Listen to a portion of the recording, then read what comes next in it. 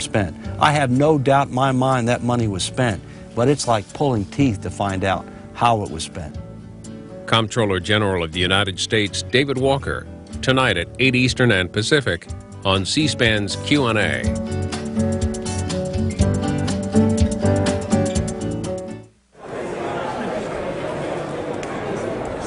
And now we take you back to Thursday's hearing on steroid use in Major League Baseball. Coming up, parents of young people who've died from steroid use. They share their concerns with the committee. Afterwards, medical professionals weigh in on the debate over baseball's new plan for testing players. This portion of the hearing is about 2 hours, 20 minutes. It is chaired by Virginia Congressman Tom Davis.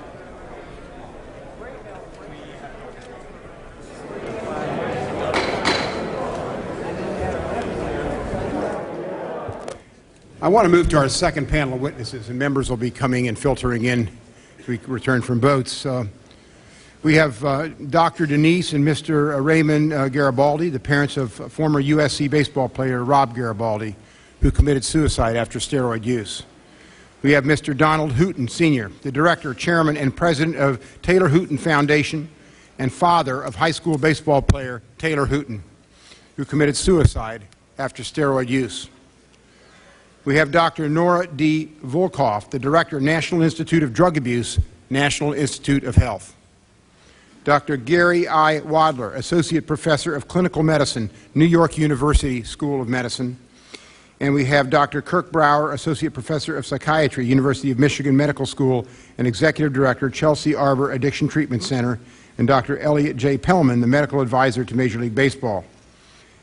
We ask unanimous consent that the written statement of Mr. Efren and Brenda Marrero be inserted in the record, and hearing no objection, so ordered.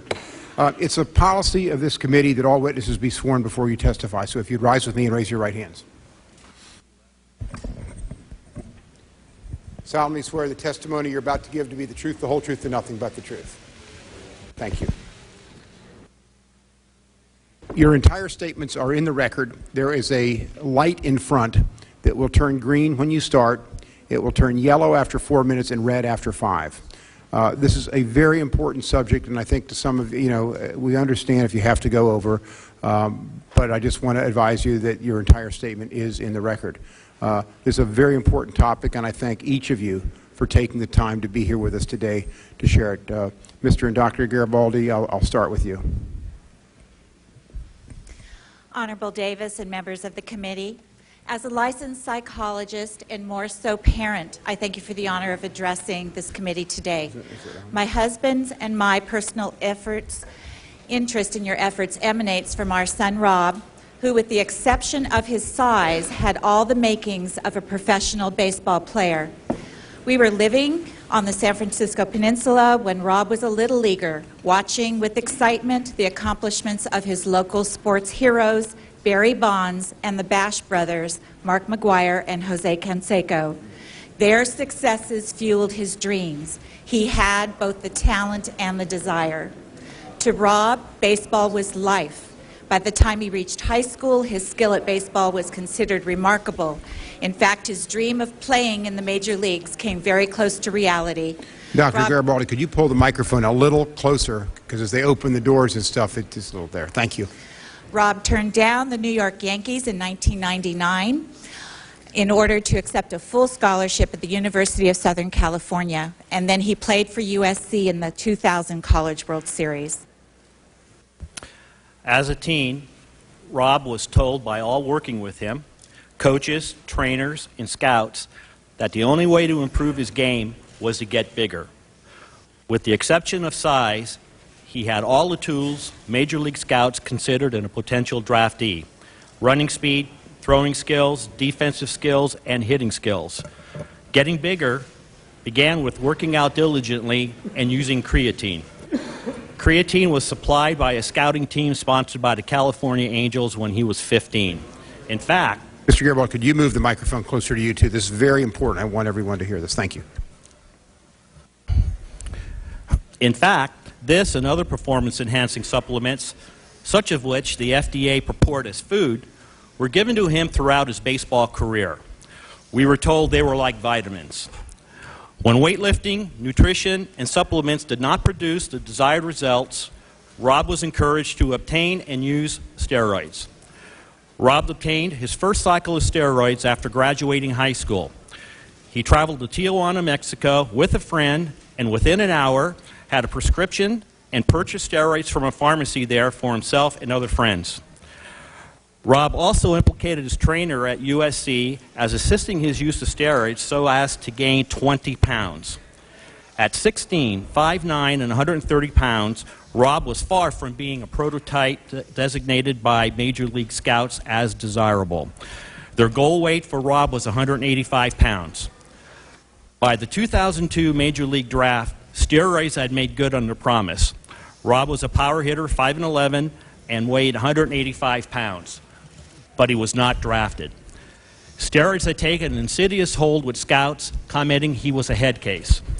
Even though his mom and I confronted him about his weight gain, upper body muscle development, puffy red face, hair loss, and acne, all symptoms of steroid use, he denied his use. Most disturbing were the adverse psychiatric effects he demonstrated over time: mania, depression, short-term memory loss, uncontrollable rage, delusional and suicidal thinking, and paranoid psychosis, symptoms he never acknowledged as being problems. Prior to steroids, Rob never displayed any of these symptoms. When not on steroids or withdrawn from them, Rob was a sweet and empathetic guy with ambitions beyond baseball. When disabled by steroids, his character and demeanor so drastically changed that he was dismissed by the coaching staff at USC as a behavioral problem. During this time, no one recognized his symptoms as being somewhat other than aggregated depression or bipolar disorder. Rob also never thought the known physical consequences as being serious. Having heart or liver disease or being sterile were issues he would think about after baseball. At our insistence, Rob eventually cooperated with psychiatric treatment. He was hospitalized in an inpatient psychiatric unit involuntary, was prescribed antidepressants and antipsychotics, and went to a residential treatment facility. But his depression was unsurmountable. On October 1st, 2002, in his car, a half a block from our home, Rob shot himself in the head. He was 24. We support your every effort to implore your continued efforts to purge steroids from baseball and inform and legislate law that guides the general public. Our children are using the same performance-enhancing supplements and drugs as professional athletes. Research is showing that at an early age, intake of these supplements creates a mindset that prompts steroid use later. Grave misinformation, such as that in Jose Canseco's recent account in his book Juice, continues to be disseminated. Because of ignorance, denial of these athletes who refuse to testify without subpoenas, and opinions touted as fact, coaches, scouts, and parents will continue to make misinformed statements to those in their charge. Even though Mr. Canseco states on the first page that steroids are for adult use, youth are not afraid to take the risk of losing their health or their lives to emulate their heroes or to help guarantee a place on a team, a scholarship, their physique, or competitive edge. I have a question. If the federal government has designated steroids as illegal unless prescribed by a physician, why did Major League Baseball have to ban their use before ball players could be sanctioned for using them? Our children are reading Juiced right now, watching Barry Bonds lie right now, getting permission from their role models right now to use. Canseco states and his counterparts imply that as long as you trust your instincts, control carefully the amounts, administer them at a proper time, and be smart, careful, and know what you're doing, full potential can be reached. I'd like to know where Dr. Canseco got his research, because what we know is that without steroid use, Rob's suffering and ultimately his death would have been averted. How many more youngsters will die questing ego and fame through steroids? There's no doubt in our mind that anabolic steroids caused our son to unexpectedly assault his father and choke him until he was restrained by two men. There's no doubt in our minds that steroids killed our son. Ultimately, we do blame Rob for his use. He surrendered his well-being and integrity. He made his choice, and we must now live with the consequences.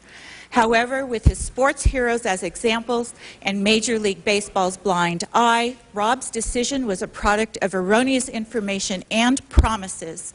In his mind, he did what baseball players like Canseco has done and McGuire and Bonds are believed to have done. Rob fiercely argued, "I don't do drugs. I'm a ball player. This is what ball players do. If Bonds has to do it, then I must."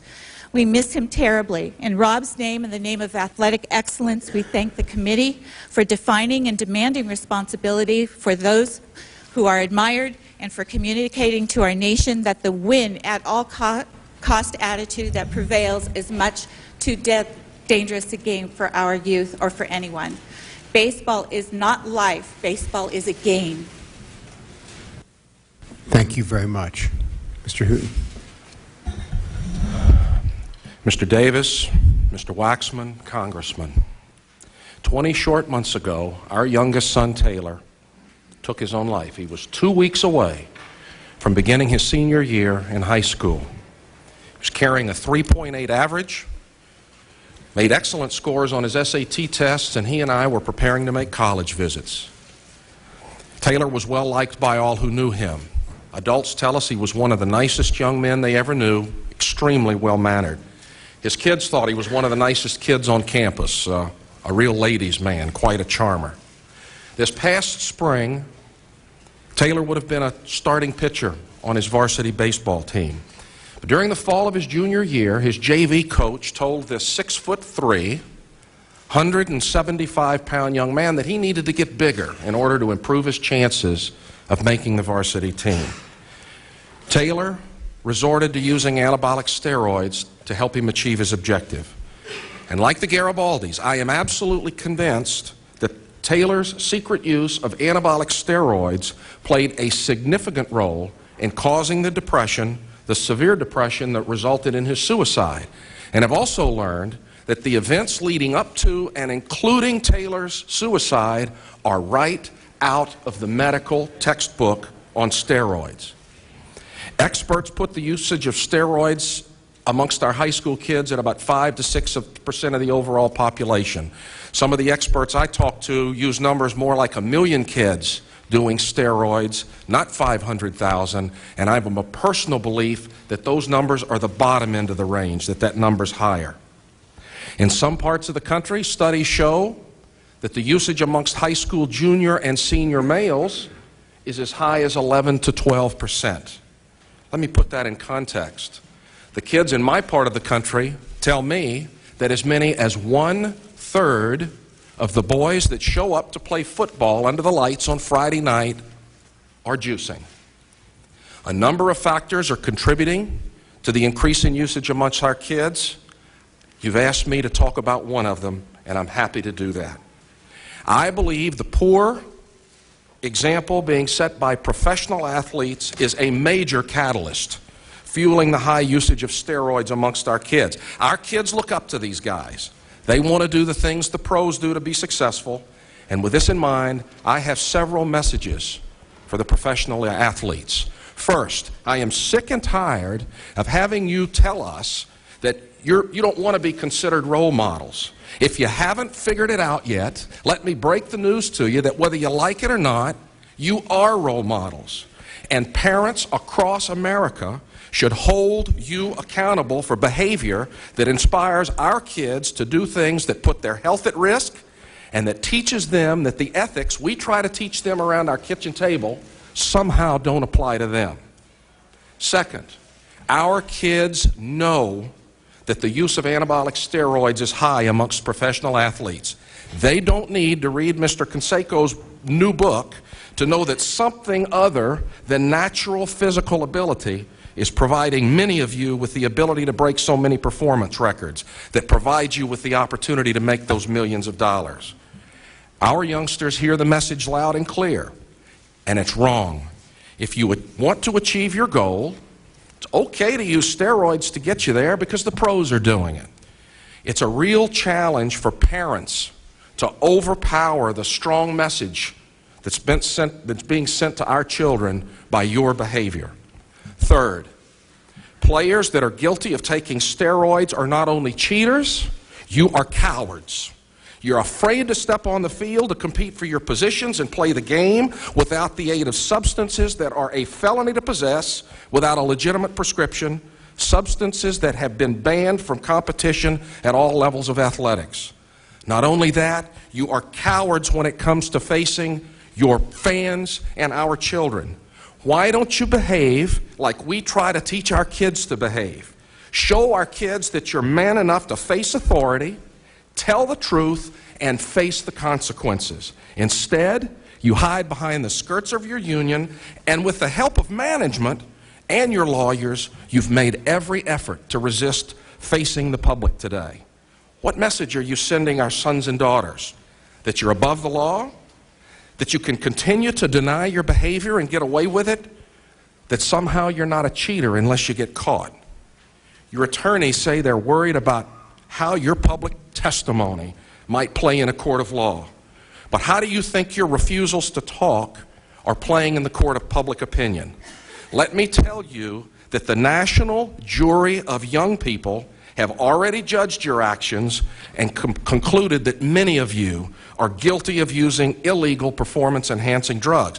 But instead of convicting you, they have decided to follow your lead.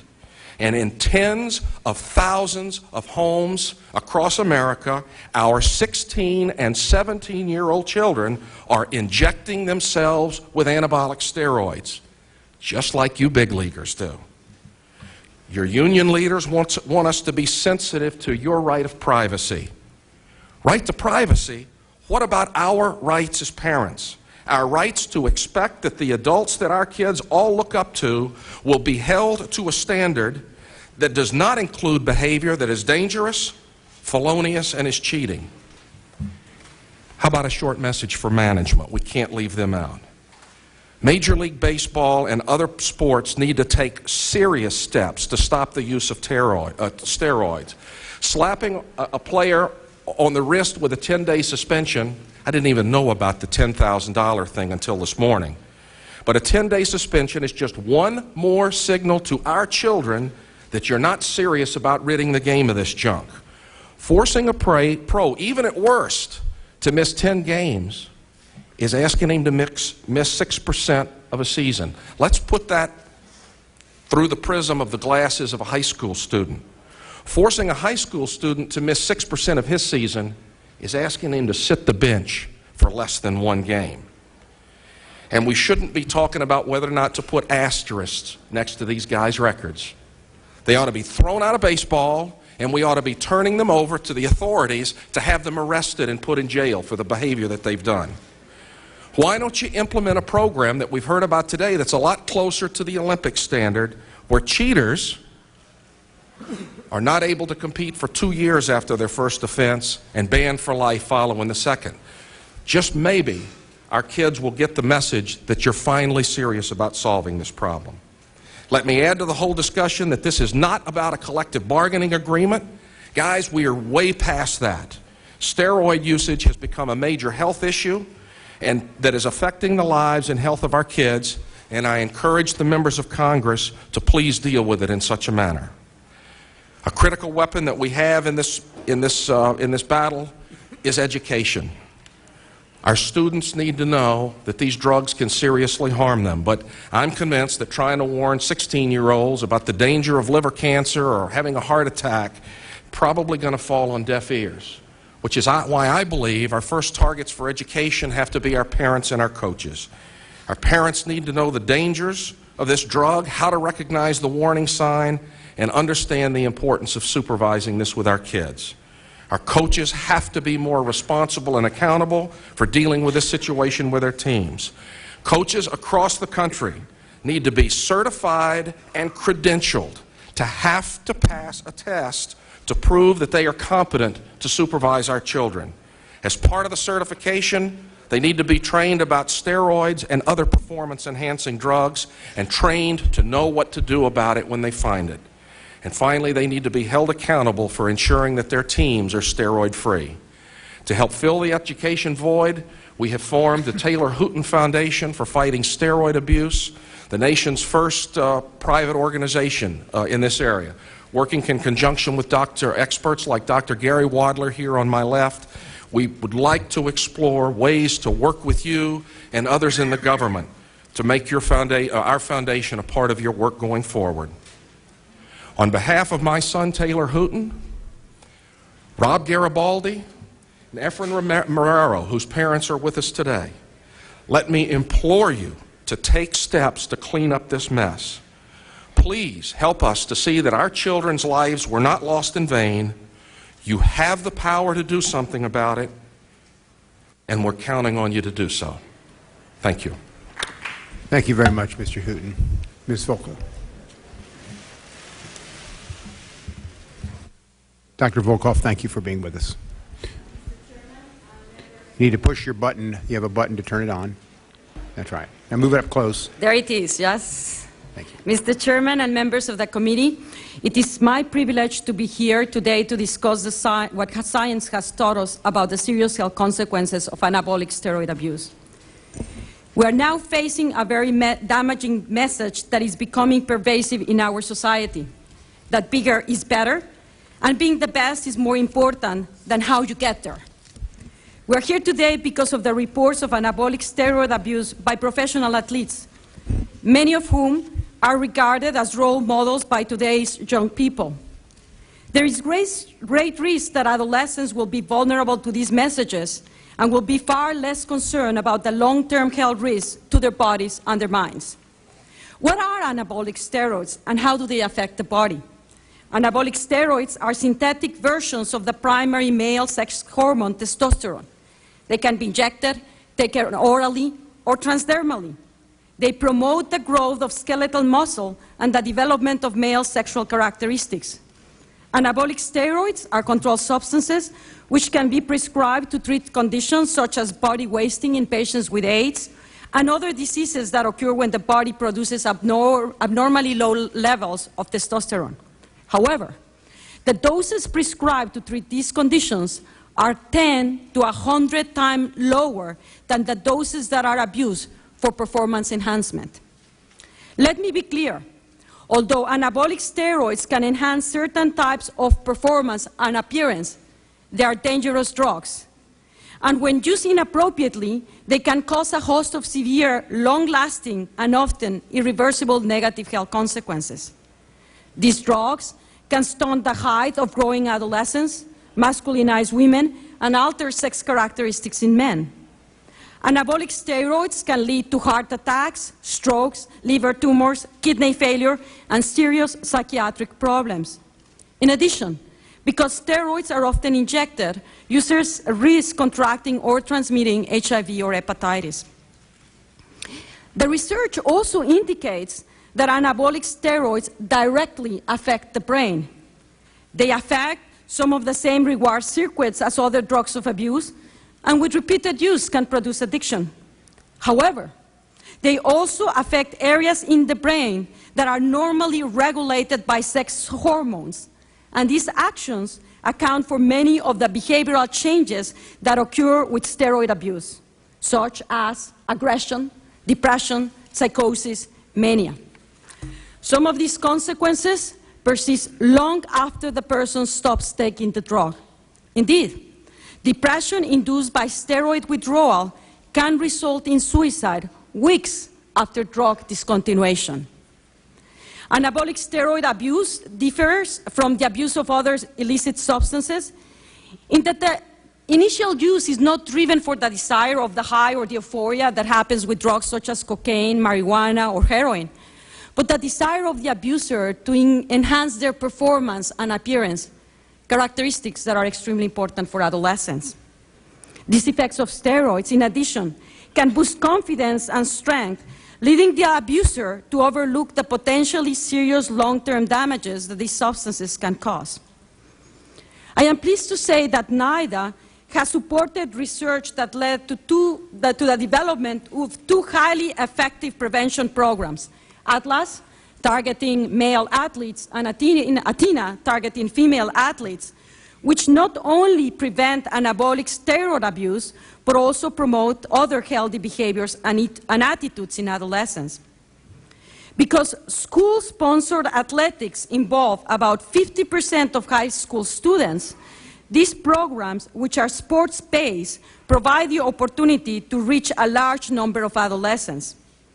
Influential coaches and peer groups provide information on sports nutrition and appropriate strength training as alternatives to the use of drugs to improve performance and build confidence. Atlas and Athena have been adopted by schools in 29 states and Puerto Rico. Both Congress and the Substance Abuse and Mental Health Services Administrations have endorsed Atlas and Athena as model prevention programs, which could and should be implemented in more communities throughout the country. In response to the increasing alarming use of steroids in adolescents, NIDA invested in public education efforts to increase the awareness of the dangers of steroids abuse. Beginning in 2000, we created a new website focused on steroid abuse, developed informational material for healthcare professionals and the public, and aired public service television announcements. In summary, we know that the inappropriate use of anabolic steroids can have catastrophic medical, psychiatric, and behavioral consequences. For this reason, we're very concerned about the misleading positive messages being conveyed on the abuse of these drugs by well-known professional athletes. This could undermine our prevention and education efforts. NIDA will continue to bring the power of science to bear on these issues. I thank you for your attention and interest, and would be pleased to answer any questions you may have. Thank you, Dr. Volkoff. Dr. Wadler, thanks for being with us. Thank you, Mr. Chairman. I appear before this committee wearing multiple hats. I am an associate professor of clinical medicine at NYU School of Medicine and represent the United States as a member of the World Anti-Doping Agency's Prohibited List and Methods Committee. I'm a fellow of the largest sports medicine organization in the world, the American College of Sports Medicine, and I'm the lead author of the textbook Drugs and the Athlete. In 1993, I received the International Olympic Committee's President's Prize for my work in doping. I have served as an expert on anabolic steroids to the Department of Justice, and since 1999, I have advised the Office of National Drug Control Policy on matters of doping. Since appearing before the Senate Committee on Commerce, Science, and Transportation in 1999 to discuss the use of performance-enhancing drugs in Olympic competition, there has been a sea change on many fronts. At the federal level, we have witnessed great strides in the fight against doping. The President highlighted the issue in his 2004 State of the Union. The Department of Justice has pursued the Balco investigation, and the FDA removed ephedra and androstenedione from the store shelves. Just last month, the Anabolic Steroid Control Act of 2004 became effective, adding numerous steroid precursors to the list of steroids controlled under the Act. Internationally, the United States, with the Office of National Drug Control Policy at the helm, has played a leadership role in the formation of the World Anti-Doping Agency, its governance and funding, and most recently in drafting the Anti-Doping Convention under the auspices of UNESCO. In 2004, the United States government contributed an unprecedented $1.45 million towards WADA's budget of $23 million, and last year $7.5 million was appropriated to support our national anti-doping agency, the United States Anti-Doping Agency, known as USADA, for testing, research, and education. With this as a backdrop, one must ask the question, where have we gone astray with Major League Baseball, and why should we care? Perhaps the seminal moment in surfacing the issue of performance-enhancing drug use in baseball was the 1998 revelation that Mark McGwire had used androstenedione during his record-breaking 70-home-run season. At the time, McGwire did not violate the laws of the land nor the laws of baseball. Both were to change. The 2002 assertions of Jose Canseco and the late Ken Caminetti that steroid abuse was rampant in baseball were dismissed by many in organized baseball as being hyperbolic. However, last week Mr. Seeley acknowledged that in 2001, 11% of minor league players had tested positive. And baseball's own 2003 steroid survey testing had revealed that even with its very porous testing program, as many as 5 to 10% of players had tested positive, the equivalent of 2 entire major league teams. Last week we learned that in 2004, 1 to 2% tested positive, which still translates to an unacceptable number of users between 12 to 24 league-wide, the equivalent of a half to a full roster. The incidence would likely have been higher if the testing had been performed as it should have been, year-round, in and out of competition, on a random, no-notice basis. To put these figures in perspective, compare Major League Baseball statistics with those of the World Anti-Doping Agency, where less than 0.5% of 150,000 tests rigorously administered worldwide in 2003 were positive for steroids. One can only conclude that the prior assertions of rampant steroid abuse in baseball likely were not hyperbolic. And why should we care? We should care for many reasons, but perhaps most notable is that baseball, our national pastime, for better or for worse, is a role model sport and likely contributes to the alarming abuse of anabolic steroids by teenagers. Just reflect on the enormous increase in sales of Andro the year after Mark McGwire broke Roger Maris's long-standing home run record. The most recent data from the annual National Institutes of Drug Abuse survey reveals that in 2004, 3.4% of 12th graders had used these drugs at some time in their life, and as many as 1.9% of 8th graders had used them. And even more alarming is the perception amongst high school students that they are harmful has dropped from 71% in 1992 to only 56% in 2004. And let me assure you from a public health perspective that the abuse of these drugs is harmful both physically and behaviorally. Their abuse can lead to an array of physical problems, some predictable, such as feminization of the male, some not, such as premature heart disease, some permanent, and some not. But baseball's problem is not limited to steroids. One can only wonder why baseball's new drug policy does not explicitly ban amphetamines, a Schedule III drug. It was amphetamine abuse that gave rise to both the Controlled Substances Act of 1970 and to the development of the Olympic banned substances list in 1968, following the first recorded fatalities from performance-enhancing drugs, namely amphetamines.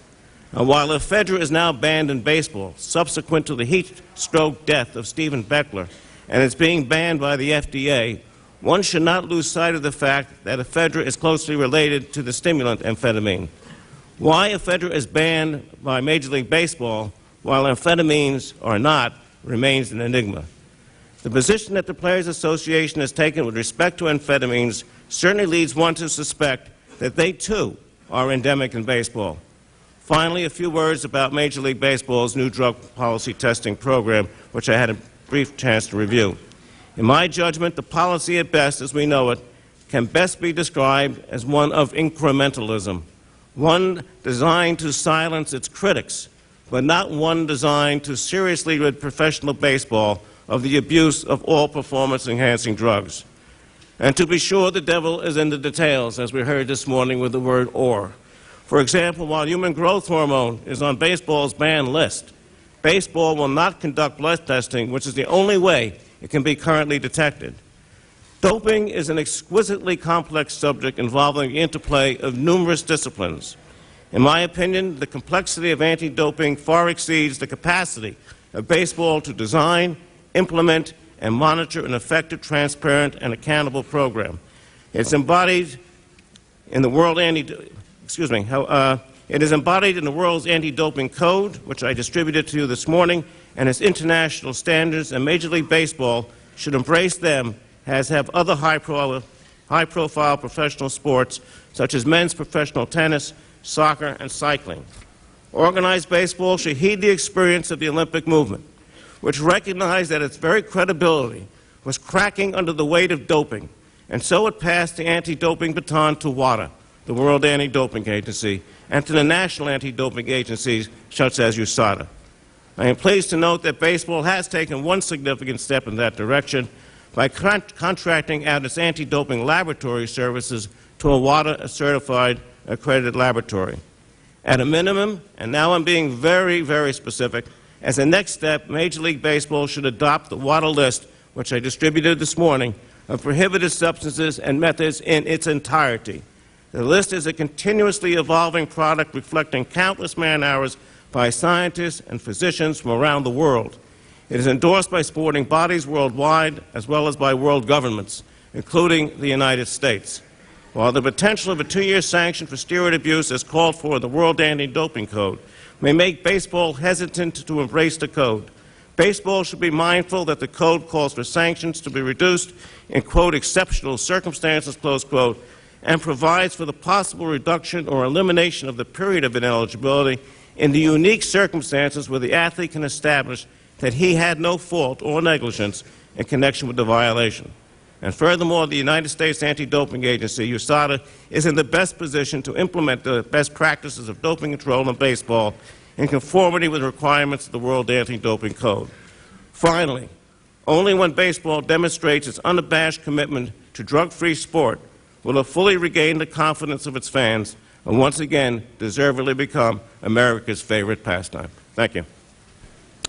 Thank you. Our next witness is Dr. Kirk Brower, Associate Professor of Psychiatry, University of Michigan Medical School, and Executive Director of the Chelsea Arbor Addiction Treatment Center.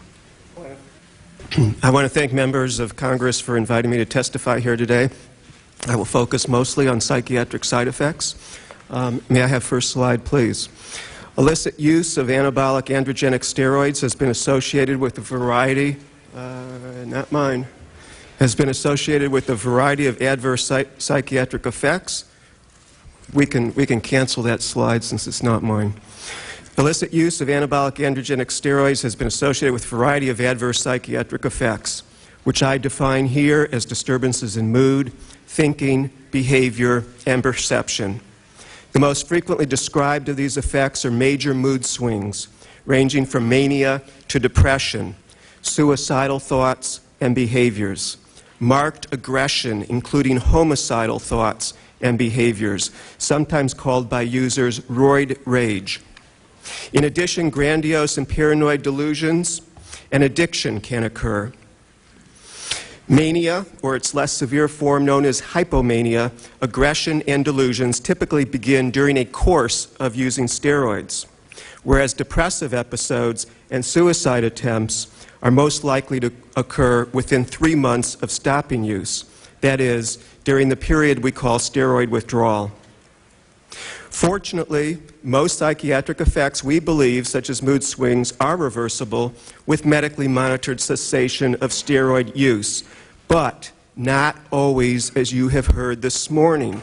Suicides and homicides are obviously irreversible. In adolescents, psychiatric effects of illicit steroid use are not well studied, but this age group may be particularly vulnerable. Adolescents are already subject to the normal surges of sex hormones during puberty, which are associated with expected, albeit sometimes problematic, changes in mood and behavior, which everyone who has a teenage child at home knows. Thus, taking additional sex hormones in the form of steroids could potentially exacerbate the usual degree of psychological upset normally observed during adolescence.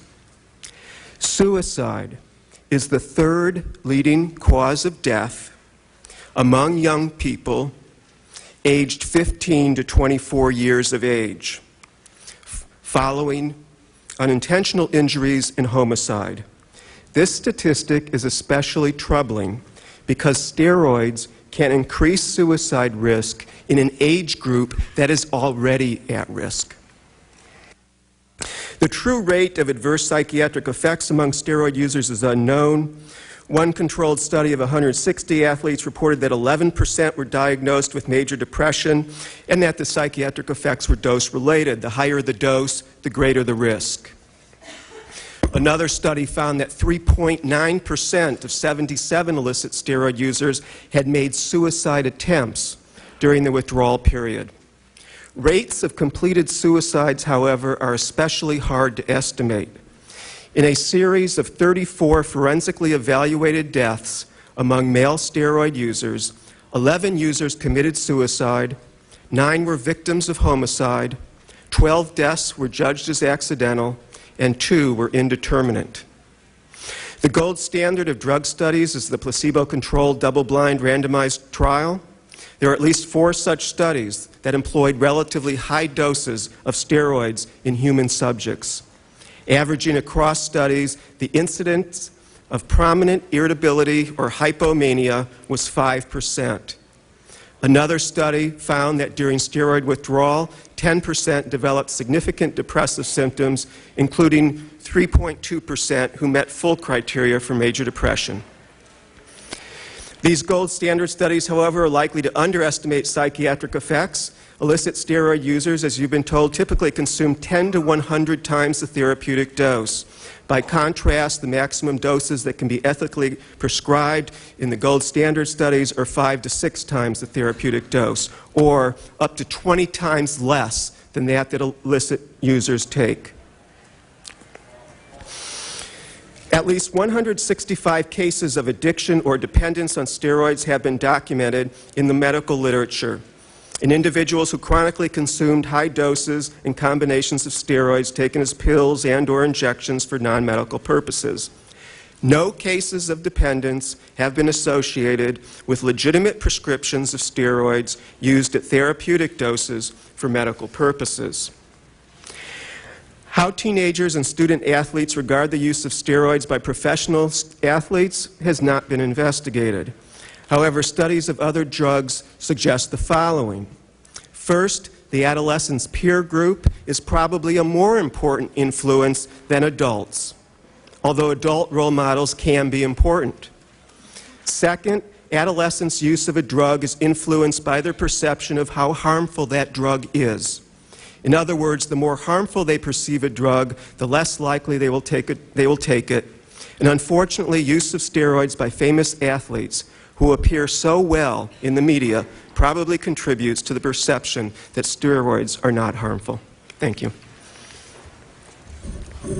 Last witness on this panel is Dr. Elliot Pellman, the medical advisor to Major League Baseball. Thank you, Mr. Chairman. I would like to begin by thanking the committee for the opportunity to be present this morning. Unlike some other medical professionals that you have heard from today, I have had extensive experience in the area of professional sports. This morning, I would like to offer you 3 important medical perspectives that are relevant to the development or evaluation of any steroid policy. I would also like to discuss the medical and educational efforts that form a key component of Major League Baseball steroid policies. Although there is, understandably, a serious lack of studies in this area, my personal belief is that anabolic steroid use has significant associated health risks. Most physicians agree that steroid abuse can increase the risk of heart disease, certain types of cancer, sterility, and can lead to depression and aggressive and at times inappropriate behavior.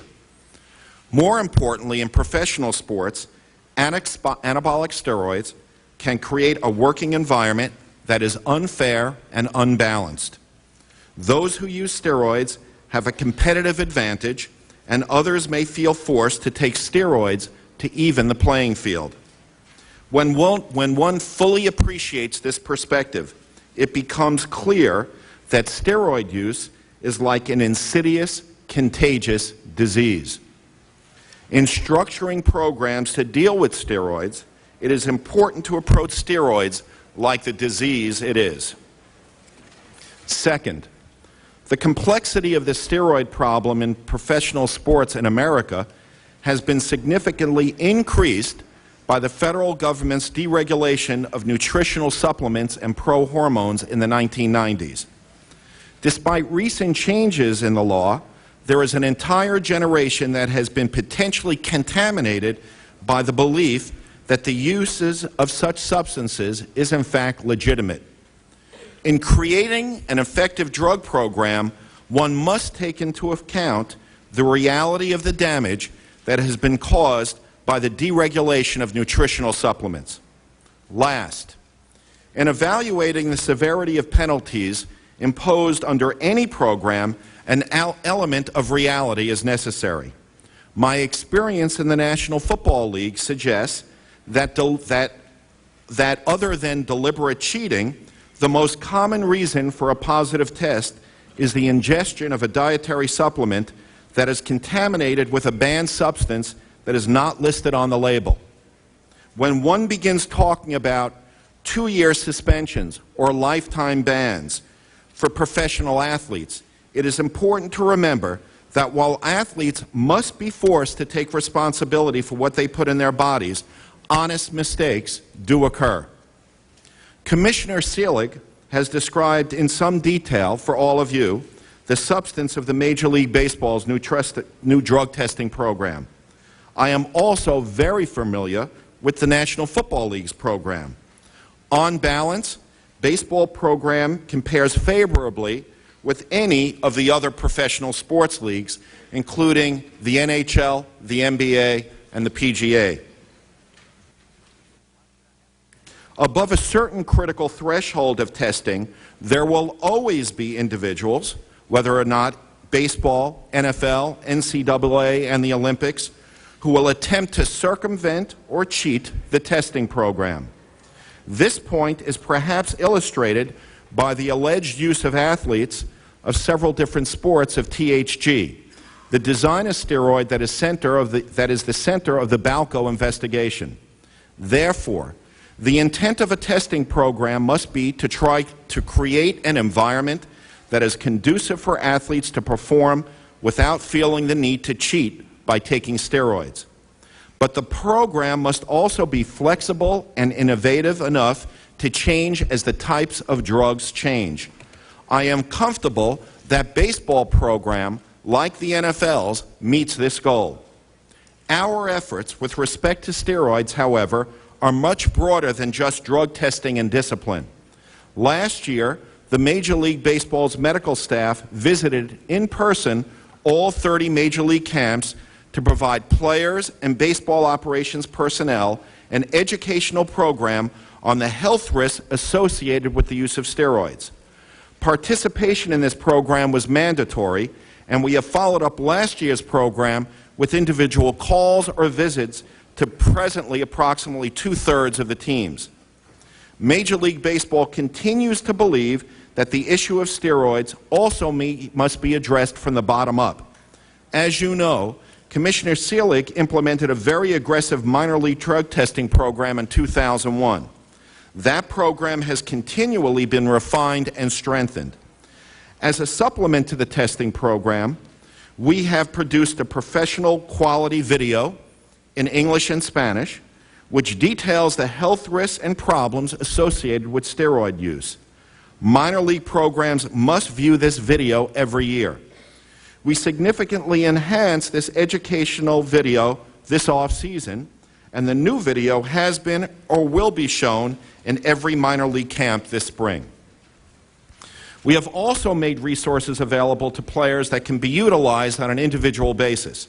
For example, we have entered into a contractual arrangement with a hotline that is available to provide players with information about what substances are included in particular dietary supplements.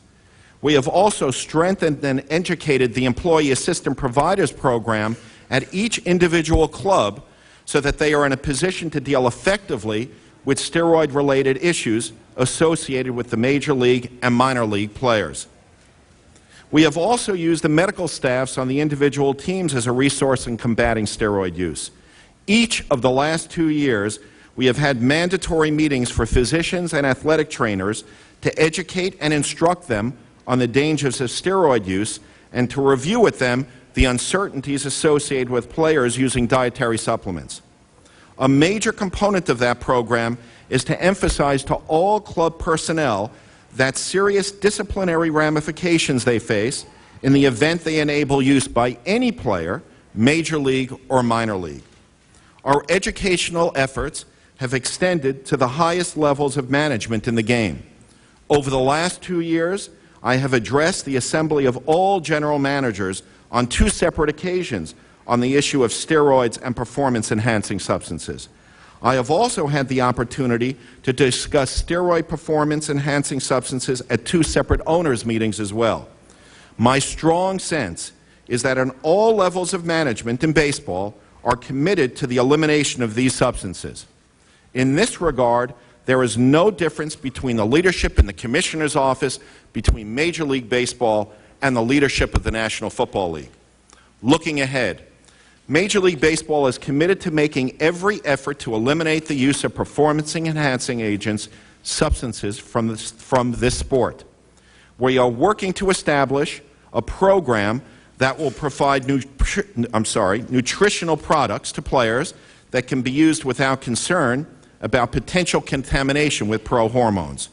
We are also working closely with the World Anti-Doping Agency certified laboratory, UCLA, to make sure that baseball is completely abreast of developments in the area of designer steroids.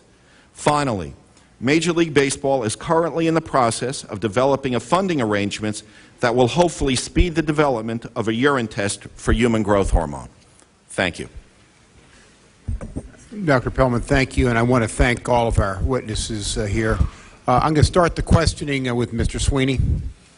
I thank you, Mr. Chairman, and I know we have other panels coming that are of greater celebrity than maybe this panel is, but I happen to think this is the most important panel that we're going to face today. It starts with the notion and the idea and our deepest gratitudes to the Garibaldis and Mr. Hooton for your courage in being here and for your commitment to keep fighting, and please know that you have our sympathies and our best wishes. I have so many questions to ask in such little time. I want to try to get to them as quickly as I can. Mr. Hooton, I just want to assure you that I have a bill in the ropes to create such an education program. I would love to work with all of you on the panel and trying to get it more perfected as we go forward. I want to get to the scientists, though, because I think it's really kind of important.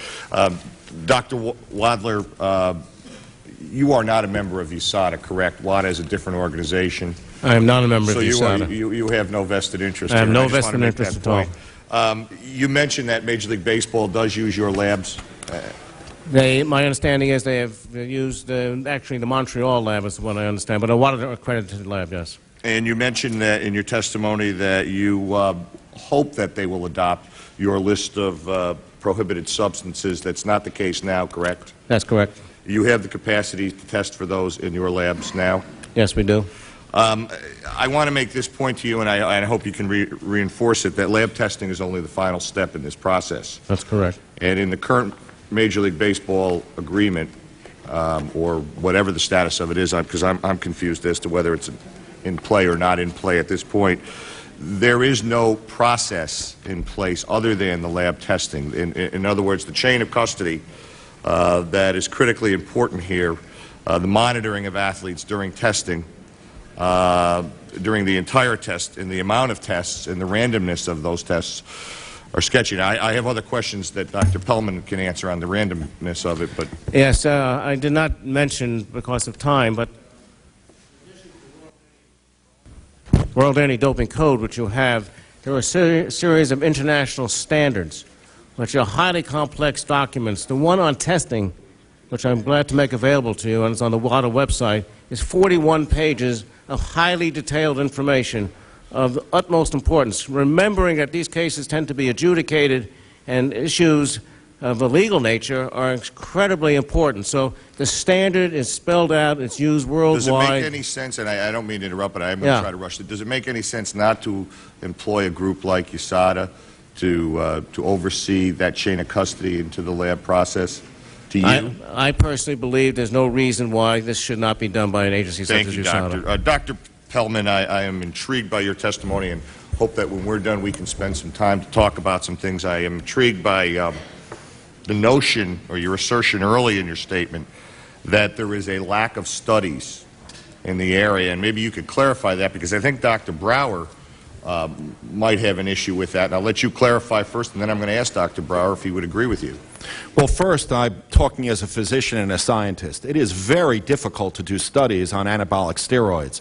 In terms, if you go and you look at publications on anabolic steroids, when we talk about the risk of cancer or liver disease or heart disease, it is very hard to do analysis on those patients, because how, in fact, do you give them anabolic steroids and study them and test them the way most validated scientific studies are done? At the core of this, you don't refute the notion that anabolic steroids need to be banned in baseball, need to be banned in general society. You are not casting aspersions on the idea that this is a substance that's no worse than anything else out there, are you? In fact, just the opposite. I'm saying that despite the fact that there are no strong scientific studies that support those conclusions, I in fact absolutely concur regarding the potential health risks and the fact that it should be banned. You make reference in your testimony to THG, the designer steroid. You know we banned that last year, along with precursors like Andro. I need to mention to the parents, I don't have your experience, thank God, I'm very lucky, but I got in this business because my teenage son wanted to take Andro because he heard Mark McGuire took Andro. Lake Placid happens to be in my district. I happen to have access to some scientists who believe there is emphatic data out there, and that's how I got started on this, and I was lucky, and I thank God for that. You make reference to THG, Dr. Pellman, the designer steroid. That's the center of the Balco investigation. Several baseball players may have used THG for years before its detection by authorities was really even capable. And its addition to the list of federal controlled substance was perfected, as I said, last year. Under the new policy, does baseball currently list designer steroids like THG and the precursors like Andro? Well, first, the answer is in terms of precursors, absolutely yes. And I will get to THG in one question. But in fact, if I may, I would like to ask a question as well. What is interesting to us, and in fact I suspect the other physicians on this panel as well, is why not all precursors were banned? Why was DHEA not banned, in fact, when the new laws were passed? In effect, I have very strong feelings about that, and in fact spoke to one of the senators regarding this, a key member. I don't want to filibuster because I have other questions, but it's a good point, and I actually agree with you on that issue. But when we talk about pro-hormones, and we talk about the exclusion of pro-hormones, DHEA was excluded, but yes, pro-hormones are covered. And regarding THG, yes, designer steroids are covered.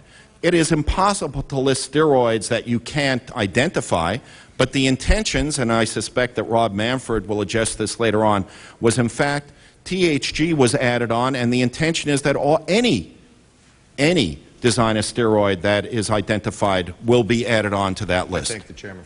Gentleman's time has expired. Mr. Waxman. Thank you, Mr. Chairman. First of all, I want to say to the Garibaldis and Mr. Hooton, thank you very much for being here. I know it's very painful for you to have to relive the awful experience, but this is it's a powerful message for everyone to get from this hearing, and I thank you for being here. Dr. Wadlow, I want to ask you, because you are a world expert in the use and detection of performance-enhancing drugs. You have a senior advisory position with the World Anti-Doping Agency, and that oversees the Olympic testing and is considered the international gold standard in preserving integrity in sports. You've had a chance to look at the Major League Baseball's new 2005 drug testing policy. I've had a chance to look it over, not study it in detail. Okay. Mr. Chairman, Mr. Ranking Member, I'm not paid by the World Anti-Doping Agency, by the way. I'm a volunteer. Okay. I'd like to run down a few key provisions of baseball's policy and ask for your professional opinion. Does the policy cover all anabolic steroids? No. Does the policy address the misuse of human growth hormone? Inadequate in terms of testing. Does the policy cover other important performance-enhancing drugs that have similar effects as anabolic steroids and human growth hormone? No, they do not. For example, IGF-1, insulin, two examples, human chorionic gonadotrophin. There's a number of them that do not. Okay. Does the policy cover stimulants? Except for ephedra, I believe, it does not deal with the broad category of stimulants, including amphetamines. Does the policy assure integrity in the testing process? As I've read it, there are significant loopholes in the program as outlined. Does the policy permit new types of substances to be tested for as new problems are identified? It's not quite clear how that winds its way onto the list. I'm not quite certain what you're driving at, though, with that. Does the policy adequately inform athletes of what are banned substances and masking agents? Well, it's not. They don't test for masking agents, by the way. They don't test for diuretics, which are critical in detecting abuse. I'm not sure of how much of the educational part the program deals with. I didn't address that specifically. Does the policy contain adequate penalties? Categorically, in my view, not. And then let me ask you this: will this new policy remove the cloud that has been hanging over baseball? Unfortunately, I think it increased the cloud. Dr. Wadler, Dr. Pellman just made the statement that I thought was really quite interesting, if it's true, and that is a number of legal dietary supplements are laced with banned substances, which is not known to the player, and would come up with false positives. Has this been a problem in the Olympics or in other testing programs? Yes, he's absolutely correct about that. That was a major issue for several years around the world. A very large percentage of positive tests were related to the ingestion of the so-called precursors, andro-type drugs. There was a lot of adjudication around that. The United States was seen as somebody who actually facilitated that from perspectives around the world. I'm happy to see that loophole has been closed, but it did account for a lot of positive tests, and the adjudication took that into account when athletes made their cases around the world. So you disagree with Dr. Pellman when he claims this is a problem in the testing program? I think it was a problem. I don't think it's a problem anymore. Okay. May I respond to some of the comments that Dr. Wadler just said, including the fact that my suggestion is that before you comment on something for the record, that you do more than glance at it, but you study it. And in fact... Dr. Pellman, I only have a few minutes, and if you want to respond to that last point on testing, because he challenged your statement, and I attributed it to and I'm getting there. Well, that in fact, that substances like diuretics are tested for, that masking agents are tested for, that in fact, from the letter that I saw from this body, 4 steroids were listed as being out of the list, in which that will be disputed later on. Well, Dr. Pellman, my staff's had a chance to review National Baseball League's policy, and there's no list of specific masking agents or diuretics in this policy, contrary to the public assurances of Major League Baseball. It's not in the documents that were submitted to us. I want to ask Dr. Wadler, because I only have another few seconds.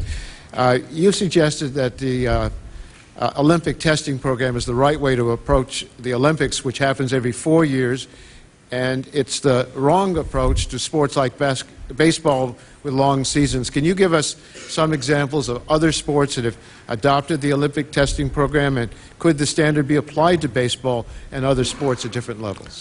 Professional tennis. I actually adjudicated a case just yesterday morning in a professional tennis player. It may not be as big in this country as in other parts of the world, but professional soccer around the world, a huge money sport, is signatory to the World Anti-Doping Code, as is cycling, which is a huge money sport. Rugby may be less of an interest in this country, but there are at least 4 professional sports around the world which are not in the Olympic movement, which are using this as their standard. Could it apply to baseball? Could it apply to baseball? Could it be Absolutely. made to work? Absolutely. Thank you, Thank Mr. you. Chairman. Ms. Miller. Thank you, Mr. Chairman. I want to agree with my colleague, Mr. Sweeney, when he said this is the most powerful panel we're probably going to hear from today. And I say that because personally I wasn't quite certain whether or not this was something that Congress should be getting involved in. I wasn't quite sure. In fact, I just want to read you one little quick thing. This is today's Detroit News, my big paper in my area. In my district, I had a lot of people calling saying, what are you doing? And this is what the Detroit News opined today. They said, Congress strikes out with steroid hearings. A federal grand jury has already exposed the problem, and the teen use of performance-enhancing drugs is declining. That's what my Detroit News is saying. And I read that this morning. I thought, well, I don't know about this hearing, but I'm going to tell you, after listening to you parents in particular, and my heart goes out to you, I feel absolutely convinced that we are doing the right thing with this. I want to applaud the chairman and the ranking member for calling this hearing, and I personally intend to write a opinion editorial to the Detroit News. I may lift some of your statements, if you don't mind, because it was very powerful, very powerful. And Mr. Hooten in particular, when you said that your son's coach said to your son that he needed to get bigger, he essentially told your son, I don't want to put words in a coach's mouth, but what was he implying to your son? He was implying to your son essentially that Taylor should be using steroids. I would have that question, and then to the Garibaldis as well. So sorry for the loss of your son, of course, but you said that in your testimony, I was writing that he was advised to obtain steroids. I'm just wondering who actually advised him to do so. Again, was it a coach? Was it a scout? It's just it was just amazing to me listening to that. So I have those questions. That statement comes from Rob himself. When we were trying to figure out what was going on with his steroid use, he said he was advised and actually it had been obtained for him at the University of Southern California. He did not name names. However, since he's passed away, we have learned that his initial course of steroids he did on his own going across to Tijuana. So we have no fact if the University of Southern California was involved. What we're concerned about is that we believe they're still implicated because Rob was ill, showed symptoms for months, and nothing was done. It took a mother from his roommate to call us and say, something is terribly wrong and you've got to get down here. So the coaches, staff at USC did nothing to help our son. Did USC actually have a testing program set up? Did they have any type of a program set up to test? It is set up, but basically it's only during the season. Rob began suffering the withdrawals during the season and had taken the steroids in the fall. I see. In our case, first of all, it was Taylor with his psychiatrist that told his psychiatrist that the reason he got started was because of the advice the coach had given him to get bigger. Now, I want to make, in this particular case, no inference, because I don't know that the coach had steroids in mind. Rather, what I would like us to all learn from this is that that's the reason I think our coaches need to be trained and certified, because this particular coach hasn't been trained in how to show this kid how to get on a diet or exercise program to show him how to gain 20 pounds. And you turn a 16-year-old kid loose with an objective of trying to gain 20 pounds when he's got half of his teammates doing steroids. It doesn't take a genius to figure out what path he's going to take if left to his own devices. But this is going on with coaches around the country. They need to be trained, but they need to be held accountable to see that this doesn't happen. Thank you, Mr. Chairman.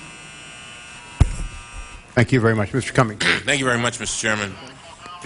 First of all, I want to thank the Giabaldis and Mr. Hooten. I want to thank you for being here. As a father, I can truly relate to how you must feel. And I can only say that hopefully, first of all, I thank you for taking your pain and trying to turn it into something positive so that somebody else might be helped and so that other young people might not go through what your sons have gone through. And I was just wondering what it is that you would like for baseball players to do to help get the word out. In other words, to help as opposed to hurting the process. Well, we've got an organization that's formed to tackle this. The Garibaldis are involved in the Marreros. It would be wonderful if coming out of these hearings after the dust settles, if we haven't made them so mad they won't talk to us again, that they would get behind an organization like ours or the programs that we're working on and become a part of solving actively this problem with the kids. Not just doing training in the locker rooms at Major League Baseball, but doing training in the locker rooms in our high schools across the country with the big league players, with the big names standing there helping us deliver that message. Thank you. Yes, sir. It's not only the players. Major League Baseball scouts have a big influence on the young kids of this country. Their network of scouts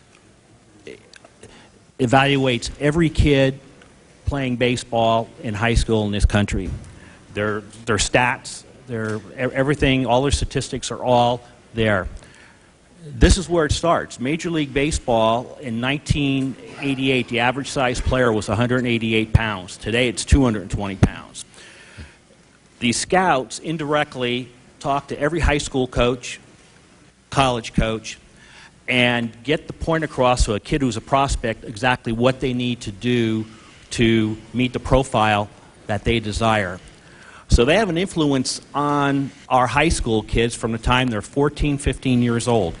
And what they say and how they deal with it is a problem. Thank you. Dr. Weiler, let me ask you this. You said that there were loopholes in the policy as you know it, the National Baseball League's policy. Let me ask you this. If a player cannot urinate in an adequate amount, there's a rule apparently that says if an inadequate amount of urine is collected, less than 75 milliliters, discard the specimen in the player's presence. Instruct the player that he should return in an hour to attempt another collection. Do you see that as a problem? Player has to be escorted from the moment they are notified. They can never be left. They must be chaperoned until an adequate specimen is supplied so they can be certified it's the player's urine and there was no opportunity for tampering or any other mischievous behavior. Why? So in other words, the coming back in an hour, there's a problem that happens there. In other words, if they come back, you're saying there can be some, in other words, the body is still the same, is it not? Well, I don't want to get graphic, but there are a number of things that athletes have been known to do that to deceive the collection of urine. All right, so you said you don't want to leave them alone, unattended, until you have that specimen from the moment they're notified until you have it sealed. Would you consider that a major loophole? I consider it a loophole. Okay, Dr. Perlman, you're the medical advisor to the commissioner. Can you explain that, why that is allowed? No, I cannot, but I agree with Dr. Wadler that, in fact, that person should be observed for that hour. Well, were you aware of that policy? In terms of that component? Yes. No. You mean you're the commissioner's, you're the advisor on these kinds of issues, and you didn't even know that a person could walk away, not be observed? Is that what you're telling me? During a test? The answer to that, Congressman, is yes. But on the other hand, I would tell you that in terms of the development of this program, which was brand new, if that's the worst of my problems as we move forward and make changes, I would say that we've done a pretty good job. That if you tell me, in fact, that that is the loophole there that stands alone, I will make sure that that gets changed. If you tell me... So you're telling me today, my time is up, but you're telling me today that you're going to go back to baseball and say, make sure you do this as their advisor? Yes. Thank you. Mr. Westmoreland.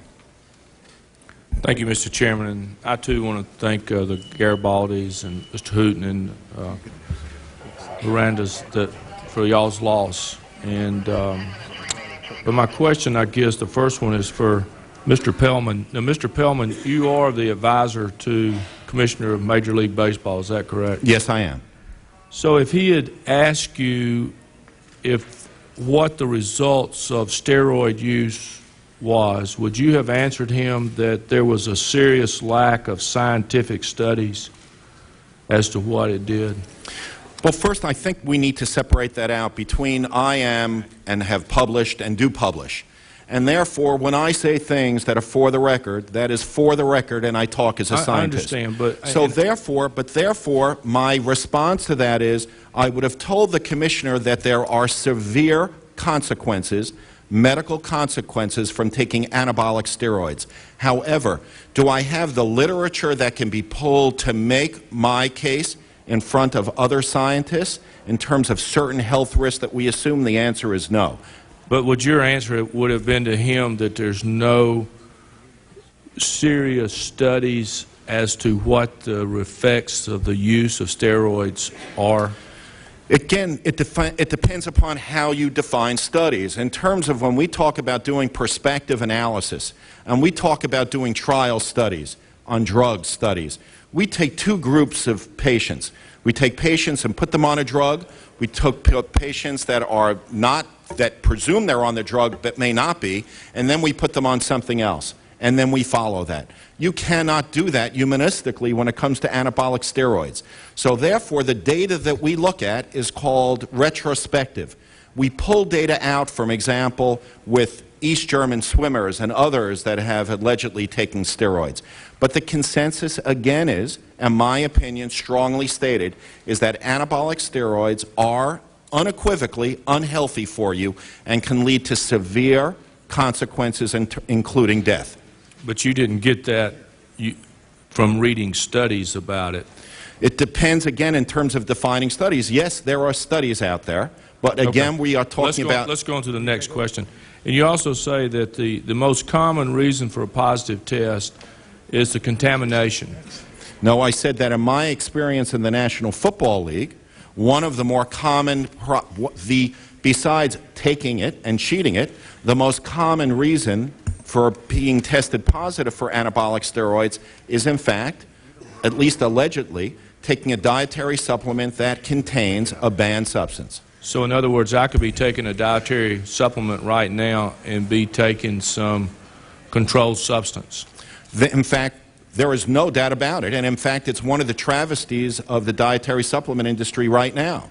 And one of the things that... Could it be caused from carrying them in the same bottle?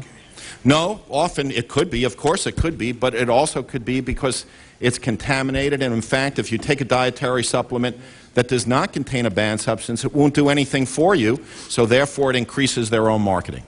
So if the Commissioner asks you about the penalties imposed, just getting your expert opinion, then you would have said that from your experience with the NFL, that this contamination, unknowing to this athlete, caused most of the positive drug testing.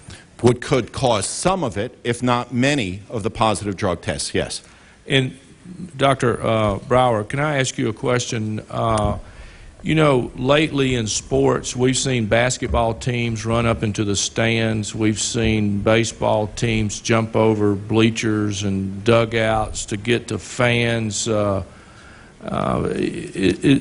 this be a sign of some type of steroid use? I'm not accusing of anybody, but I mean, is this the typical behavior?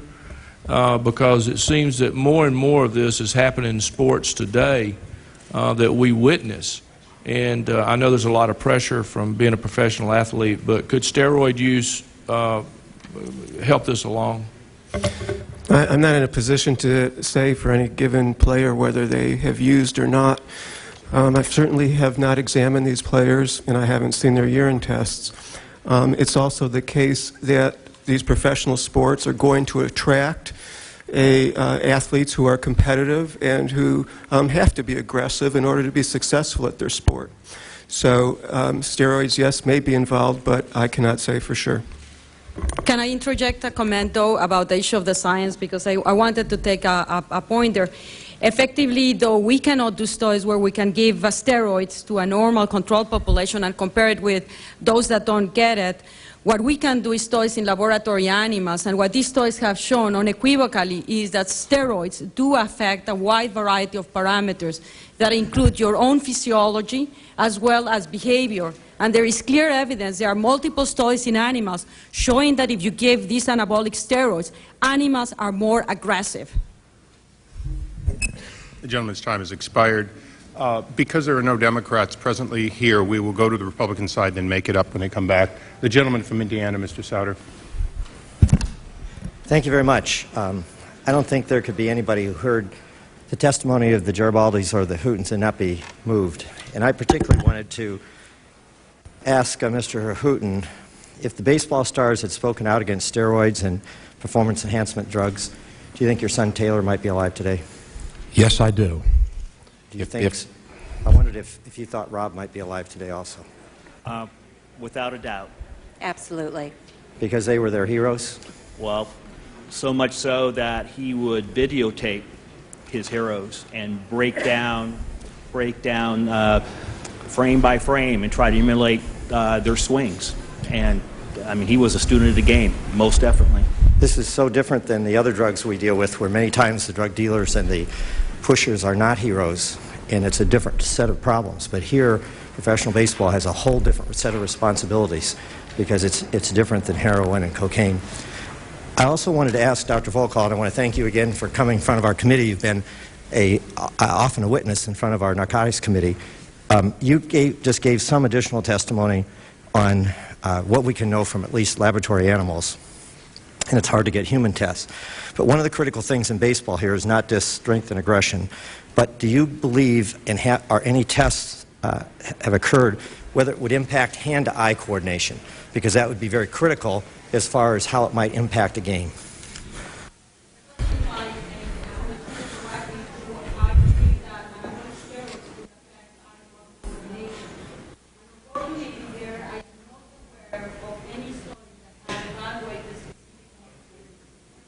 Sorry.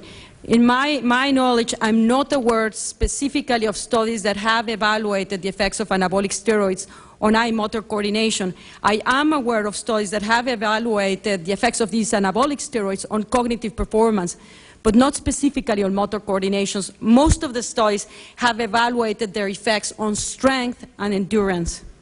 If it increased your aggression or your heart rate, would that impact potentially motor skills and how quick you could react as well as how powerful you would react?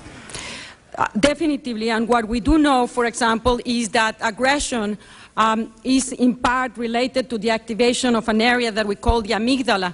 And when the amygdala gets activated, the frontal cortex gets deactivated, and that's why I always say to my staff, please do not comment if you're angry, because your cognitive abilities are not going to be as sharp. So yes, indeed, if you are very, very angry, your ability to do the right thing and make proper decisions is going to be markedly impaired. But not necessarily on a baseball that's coming at you. The aggressive, the increased aggression and enhanced hyperactivity might in fact short-term result in you being able to hit the ball harder or quicker. The extent to which you can dissociate the effects of a steroid performance in the baseball, where many of the issues are very controlled, as opposed to outside, where you don't know if a car is going to get inside you, is very different. So in the baseball field, to my knowledge, there is no, and this is clearly not scientific because there's no scientific studies done on a game, there's no evidence, in my view, that that per se affects the performance of the player itself in the game. Dr. Brower, you made some references on medical things. Have you ever, do you know of anything that might suggest that, or whether it might impact that ability? What I can say is that steroids do work, otherwise athletes wouldn't take them.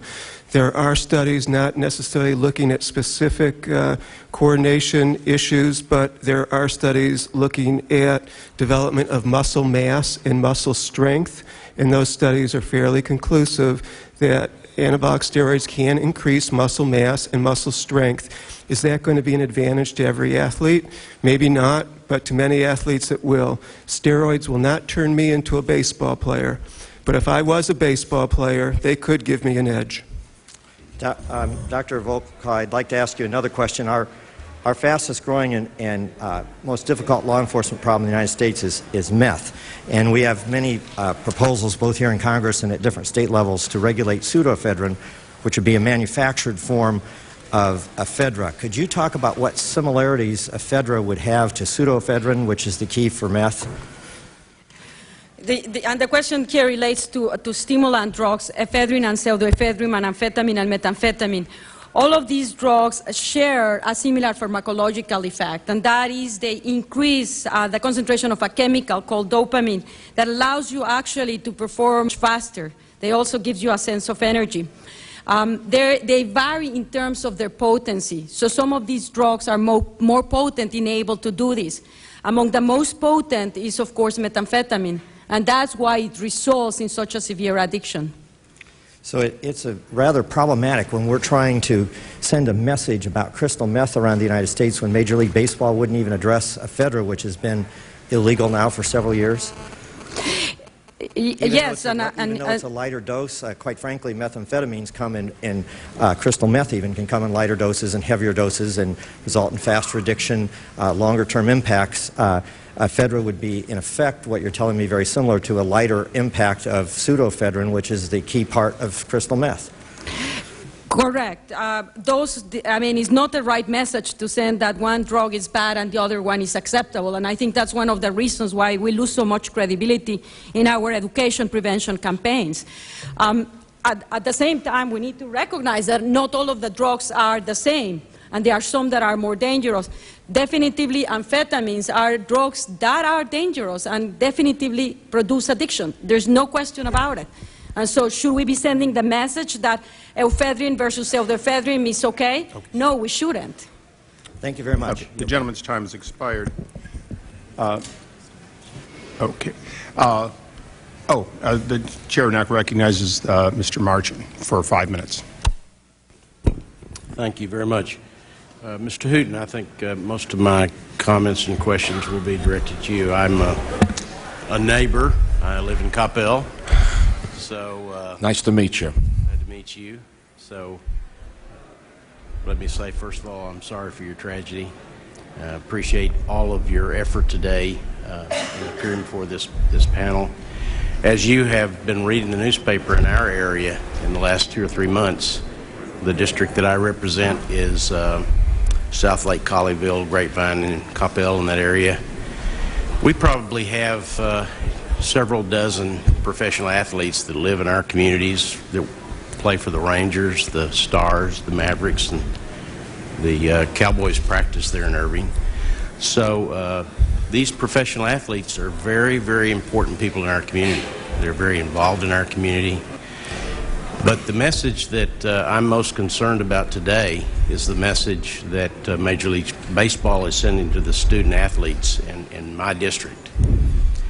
We're the home of South Lake. Would the gentleman pull the mic a little closer, please? We're the home of South Lake, the best football team, high school football team in America, it's said. But we're seeing a disturbing trend in our high schools where steroids are not only being used, but I think are being encouraged to be used, both among the athletes themselves, and I believe from some of the comments that we have read in the newspaper, from some, even the parents. Yes. What do you think Major League Baseball could do? What kind of practical things do you think Major League Baseball could do to begin to communicate directly to those student athletes? 2 things. One was the message I delivered today, which is taking serious steps to clean up their act, to make sure it's not just training and all of the good words in the pablum, but that we implement meaningful programs. As far as the kids go, the horses are already out of the barn, and we got to figure out how to get them back in there. And I meant what I said a second ago. I think a great role that the Major League Baseball could play is and the Trainers Association and in the other significant players within the league could come with us or by themselves, however we implement the program, to go into the schools with us to deliver the message to the coaches, but most importantly to the kids that this stuff is not acceptable, and that it's not being tolerated, and to try to turn this thing around. And as a parent, what would you say to parents out there that are listening today and beginning to wonder whether their student athlete is involved in this? And what kind of questions would you say to a parent you can ask? And what are some of the signs that my parents that I represent would? Outstanding question. Number one, recognize the use of this stuff is as high as it is, and don't assume that your son or daughter, we haven't talked about the girls in here today, that your son or daughter is somehow immune from being in this thing. Second, you need to read for yourself what the signs are of steroid abuse. Hindsight is 20/20. In hindsight, all of the signs that would have told us that Taylor was doing steroids were right there in front of us. He put on about 30 pounds of weight in his upper body. He had acne on his back, puffy skin, puffy face, puffy neck, oily skin. He was going through what seemed to be gallons of mouthwash. Bad breath is another sign. He was beginning to grow nipples. Boys on steroids begin to grow breasts. Taking any of those individually, nobody thinks anything about them, but you put them all together and you combine them with aggressive behavior of the type that the Garibaldis experienced and we experienced and the Marreros experienced, you got a steroid user in your house. And all of the signs were right there in front of us, but parents across America like us have no idea what we're looking at, and it's right there in our face. Thank you, Mr. Chairman. I give my time back. Thank you. Gentleman yields back. It's now my privilege to introduce the member from California, Mr. Lantos, for 5 minutes. Thank you, Mr. Chairman. Well, let me first say my heart goes out to the parents. As the grandparent of 17, I know exactly your loss. We are deeply grateful for your presence. I'd like to step back for a moment from baseball and to put this hearing into a broader perspective. Because in many ways, what we are dealing with is the problem of a society that provides mind-boggling opportunities to some individuals with obscenely excessive rewards. And these individuals, whether they are corporate crooks, CEOs who eventually go to prison, domestic divas like Martha Stewart, who spent some time behind bars, or people viewed as role models, considering themselves somehow not bound by the laws of society that apply to the rest of us. And in many ways, this hearing is also reminiscent of the tobacco hearings we held in this body, a very profitable industry which has grown very arrogant and is unprepared to play by the rules. The first inkling we got was that we had no authority, no jurisdiction to deal with this issue. Well, baseball is not on the moon. It is subject to the oversight authority of the Congress. Secondly, I think it's sort of intriguing listening to our physicians and scientists that unless one is unbelievably naive, it's self-evident that baseball's new policy is designed to silence the critics and not to solve the problem. I found your testimony, Dr. Pellman, pathetically unpersuasive. And I think you dramatically underrate the intelligence of this panel in presenting the arguments you have, shifting the blame to other entities, the federal government. Other sports are more guilty than we are. That simply will not wash. What I would like to ask Dr. Wadler, and I was very much impressed by your testimony, sir, is there any earthly reason why, in the face of tragedies such as the ones presented here today and untold numbers of others, we should not have penalties which in fact work? Our distinguished colleague, the first witness, former baseball star, said the industry is taking baby steps. When young men are dying and tens of thousands of children or hundreds of thousands are involved, baby steps are not enough. We need to have, since self-regulation palpably has not worked, we need to have provisions enacted into law that will work. And while we have had some discussion of the Olympic rules, I would be grateful if you would comment on the applicability of the Olympic rules with proper changes for baseball. Thank you. Certainly. There's a number of issues at hand here. We haven't talked about governance, for example, inherent conflicts of interest. What I think is needed is an independent, transparent, accountable system. What you're referring to as the Olympic Movement Code is no longer the Olympic Movement Code, it's the World Code. The United States is part of that and has taken a leadership position in it. Its applicability is not only to Olympic sports, it's to sports worldwide. It really is the gold standard. It is neutral. It takes no bias whatsoever. To me, it is absolutely incomprehensible that that code should not be adopted, with slight modifications perhaps, in its entirety by all sport. This is an incredibly complex business. It's physiology, chemistry, therapeutics, psychiatry, law, ethics, education, and so on. It is, the budget alone of the World Anti-Doping Agency is $20 million a year. To think the HPAC, the Health Policy Advisory Committee, a body of 4, can substitute for the collective wisdom of the world makes no sense to me. So I think it's time to move forward. As I suggested in my remarks, I suspect the biggest concern of baseball is the sanctions, because the mandatory 2-year sanctions for steroid abuse under the code. I understand that. But clearly, even the National Football League comes very close to that code, and they have at least some teeth in their sanctions of 4-game suspensions, a quarter of a season. But the bottom line is, my feeling is, all sport should get out of the drug business. They should leave it to the people who are experts in the drug business and go on about running their sports.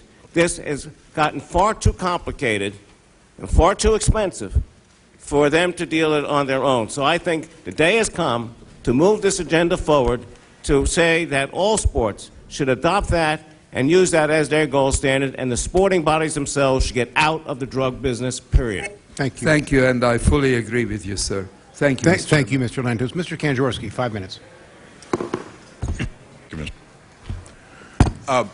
I was struck today by the testimony that I think we'd all concede that the use of steroids are extremely disadvantaged personally, and certainly the tragedies that we heard are recognized there.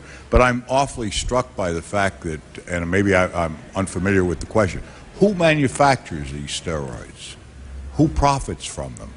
Is that the driving motivation, or is it something else? Is it attainment of success, which obviously in professional sports that's there, but does any member of the panel know whether they're manufactured in the United States? Are they manufactured in garages? Are they manufactured in sophisticated laboratories? In working with very closely over time with the Drug Enforcement Administration, several of the agents have told me that the stuff the kids are buying, now that's another whole subject, the stuff our kids are buying is very different than what the professional athletes are taking. Steroids are not all the same. The stuff that's coming in illegally, from what I've been told, is in excess of 80% is coming across the border from south of us, from Mexico. From a quality standpoint, at best, this stuff is veterinary grade. It's another whole subject. What our kids are getting was designed, at best, for use in horses and pigs and cattle. That's what our kids are taking. It's not the stuff the big boys are taking where they're spending all... Where are the big boys getting theirs? I don't know. Yes, Doctor. I just think it's... Excuse me. I think it's important to understand, at another level, this is about drug dealing. It's another form of pervasive drug dealing. It has a different cachet than heroin, cocaine, and marijuana. Some of it is diverted from legitimate sources. Some of it is clandestinely manufactured. Some of it comes across the border, others through the internet. Okay, let me ask this question. What volume of the production of steroids are for illegal or improper use? Do you have any studies on that? I missed your question, sir. You want to repeat that, please? What percentage of the production of steroids are being used illegally, improperly? In other words, do we have a large volume? The question I'm asking is, why can't we look at the inventory of production and realize that people that are making these things know that they're going for illicit purposes? Well, I can only answer in general terms, but there's no question that the legitimate use of these substances has dropped dramatically in recent years as other drugs have replaced them. So the legitimate marketplace for it has shrunk substantially. Well, what is the production? Has that shrunk too? You'd have to ask the DEA. Well, I don't have that information. What I'm really struck with is we don't have any manufacturer on the panel. We have no doctor on the panel. How, this isn't happening in a void. Who's making the delivery system? Who's making the production of these things? I will relate for the panel and for the record. I just went over to vote, and a member of Congress told me that in 1967 he used steroids on the advice of his coach. and they were animal-grade steroids. And the only reason he stopped, it was his father was a cattle rancher and told him he's losing too many cattle out there in the range, and these things probably aren't good for you. But where is the medical profession? Where is the pharmaceutical manufacturing profession? Why aren't they here? Well, I'm here. I think that's another question that appropriately is directed at the DEA. This hearing is set up that we're going to talk about handling this on the retail basis. I mean, that's what we're all talking about. What kind of studies, what more labs do we need, how much more tests? And the reality, it seems to me, is that it's clear it's being used to some percentage in professional sports. That's not acceptable. But how are we going to get down to its broad use at the lower levels and get control if we don't find something? Now, so one question that I would like to know, is there a footprint that you can identify after you test where the source of the drug came from? Generally not, although, as Mr. Hooton just alluded to, we know even in baseball's own statistics, equipoise, which is a veterinary drug, accounted for 5 of the 96 tests. Stanozolol, which is on here, it's called Winstrol, and there's a Winstrol V, which is a veterinary drug.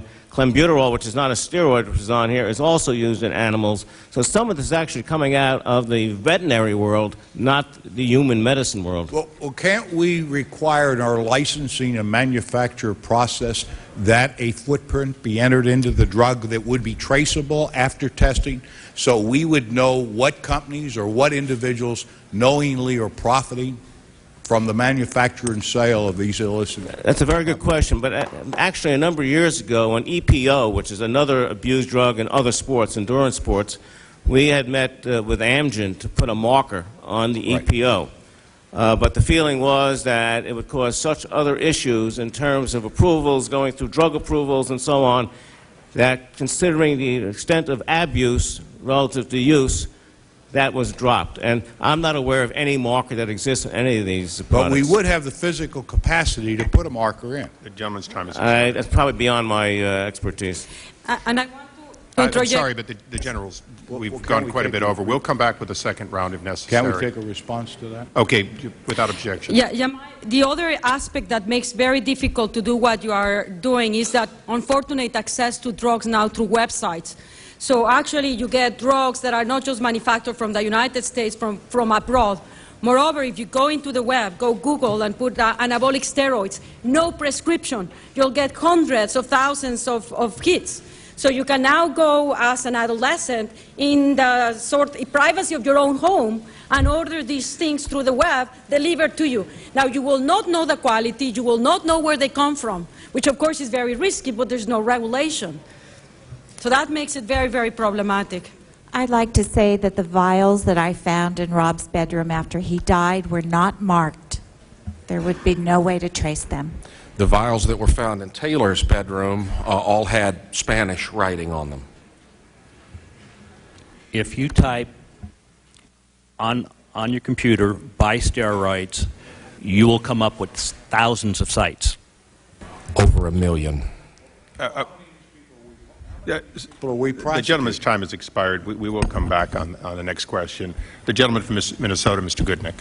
Well, thank you, Mr. Chairman. I was very interested in this line of questioning because, you know, we have this ongoing battle right now with the FDA and a lot of folks in my home state of Minnesota where people are buying legal drugs from Canada and are facing just, you know, a blizzard of criticism from the FDA. In fact, they're actually intercepting a lot of the drugs now and sending them back. And yet, what I'm hearing here is this particular class of drugs, which are clearly dangerous, clearly illegal, and we don't see much enforcement by our own FDA. Is that what you're saying? What I'm suggesting is the law enforcement folks that I've talked to, both at the local, state, as well as the enforcement guys from the DEA, will all tell you the same thing. They don't get as many points for picking up a steroid dealer as they do for picking up somebody on coke or heroin. It's not in the same classification as the harder drugs. So the reality is, when you can talk to them privately and understand what's really going on, the officer in Plano, Texas that handled our cases, you know, Mr. Hooton, if this wasn't such a high-profile case, we wouldn't even be following up on it.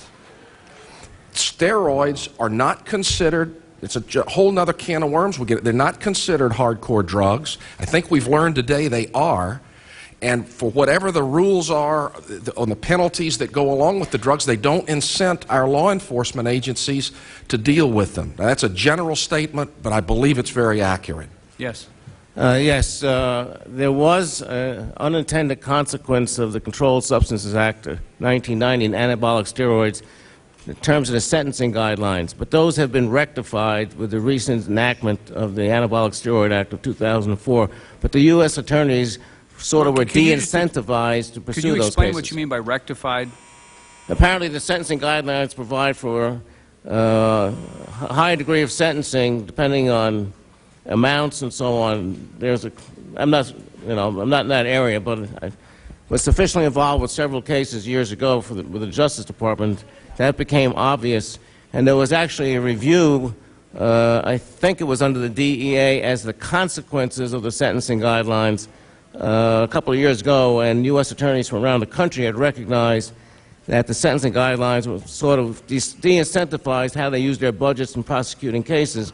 But I believe, and I don't have to, it's not my area of expertise, but I believe it was rectified in the Anabolic Steroid Act that went into effect last month. So there may be greater prosecutions.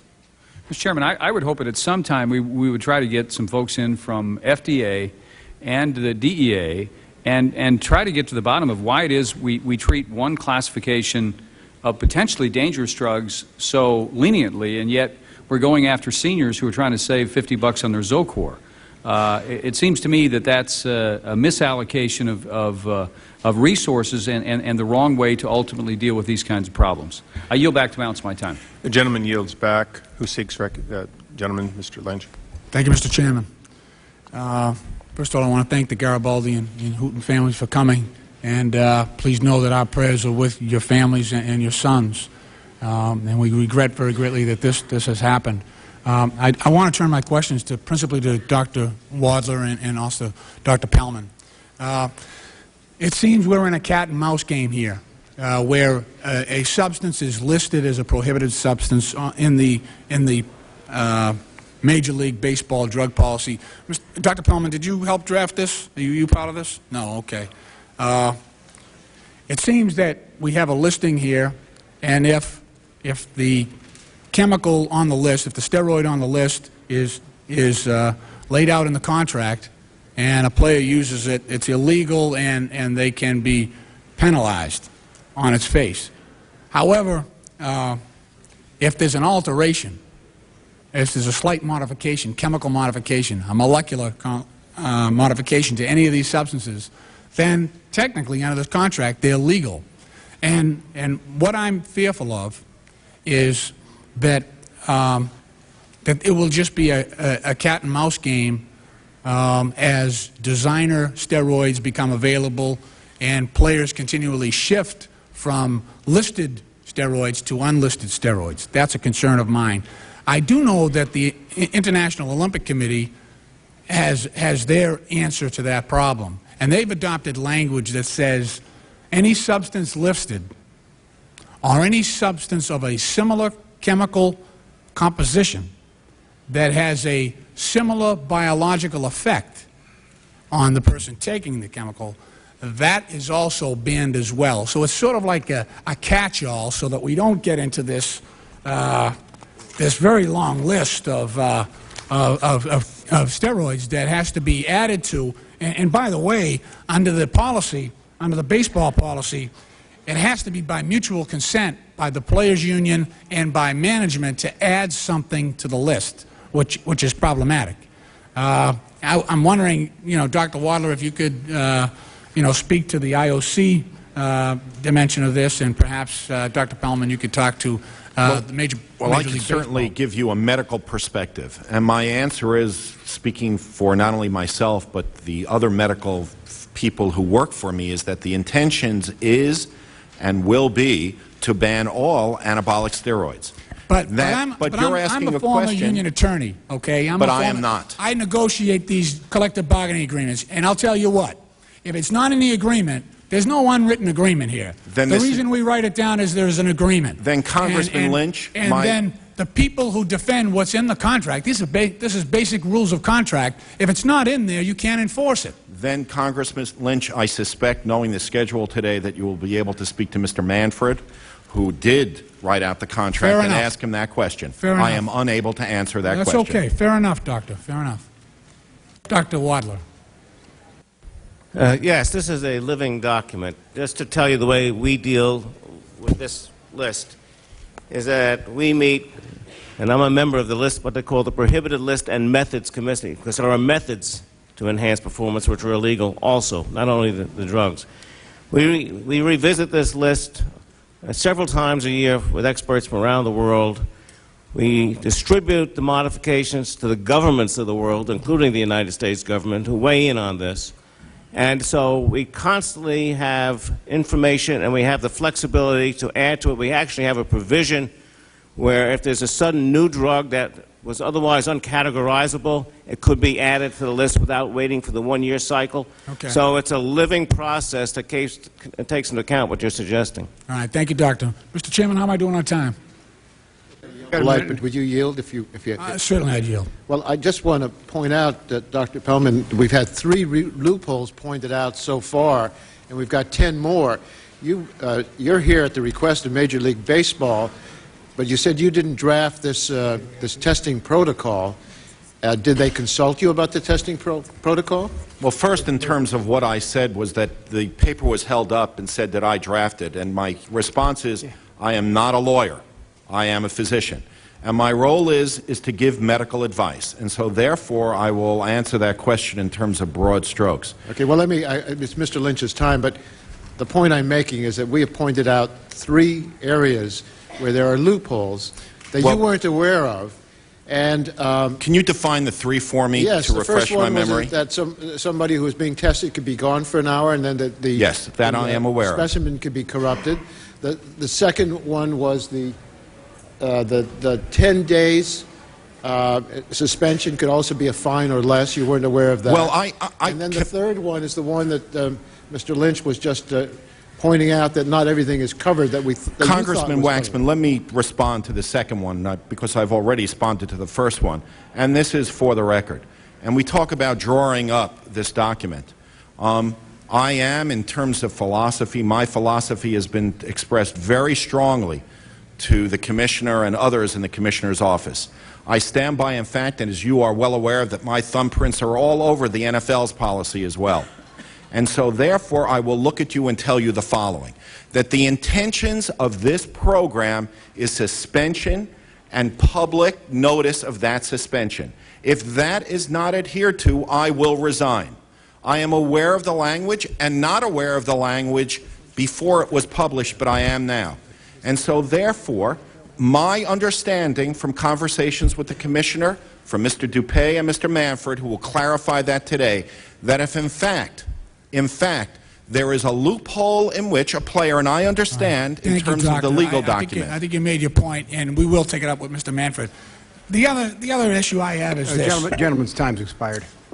Mr. Chairman, since I asked Mr. Lynch to yield to me, and he was so gracious, could I ask unanimous consent to be given an additional minute? Without objection. Thank you, Mr. Chairman. You're very fair. The last section I want to ask you about is this. We have a provision in this agreement that states that in the event of an independent government investigation into this drug policy, that it will be null and void. If the government looks into this agreement, into this drug policy, and starts investigating whether the enforcement's going on, the monitoring and the penalties are going on, are actually being enforced, then by mutual agreement, it goes away in the face of a government investigation. Dr. Wadler, I mean, you've had experience with a bunch of countries, and have you ever seen a policy like this, a provision like this? And if you have, could you enlighten the committee as to what its purpose might be? I have a simple answer. No, I have not. Okay. I've never heard of that. Now, Dr. Pellman, with great trepidation, I'll ask you, I know you're saying you didn't draft the document, but perhaps you were advised around some of it? Do you have any information with respect to this sort of escape clause that says if if the Government Reform Committee starts looking into this, we're going to treat it as void, and we won't treat the policy as valid. That's very troubling here. Mr. Lynch, I suspect that you know what my answer will be in terms of, again, being a physician and not a lawyer. If I knew, I wouldn't have asked you. I think you need another lawyer to respond to that regarding individual rights and protection of constitutional rights. Okay. For me to begin to comment on that would be way beyond the scope of my knowledge. Mr. Lynch, I just want to point out that what the document says is what will be controlling, not what Dr. Pellman intends for it or wishes it would say. And we were told that you had, Dr. Pellman, a very intimate involvement in drafting this document.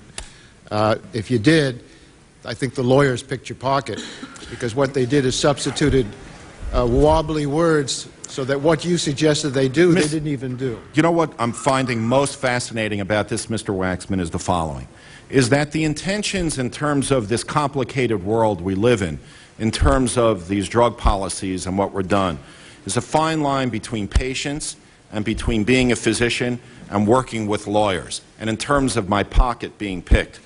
I will come back to you and tell you the following, that baseball in its way has made an incredible amount of progress, despite the comments here today. That's what and you've already I am told responding us. to a personal comment that you made to me. You've already Mr. told us that Waxman, you've please. made strides, but we're pointing out But wait, the strides we you have, think and we've have been talked made about the have not, major, in fact, been. and we have talked about the major league system, but we have not talked about the minor league system.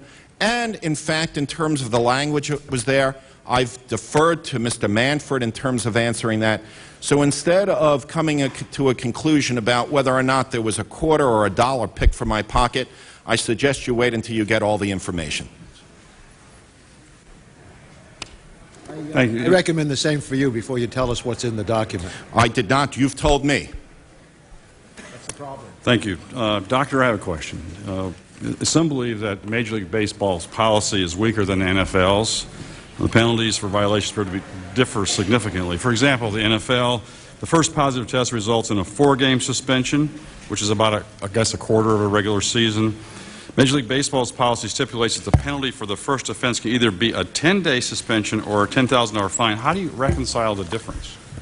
Well, I think I reconcile the difference in terms of the ability, and this will be more of a non-physician response, but a response in terms of dealing with both cultures. Dealing with the NFL and dealing with the National Football League in terms of getting medical issues solved is truly a partnership between management and between the Players Association, one of which it is ultimately interesting in terms of parallel lives, in terms of priorities.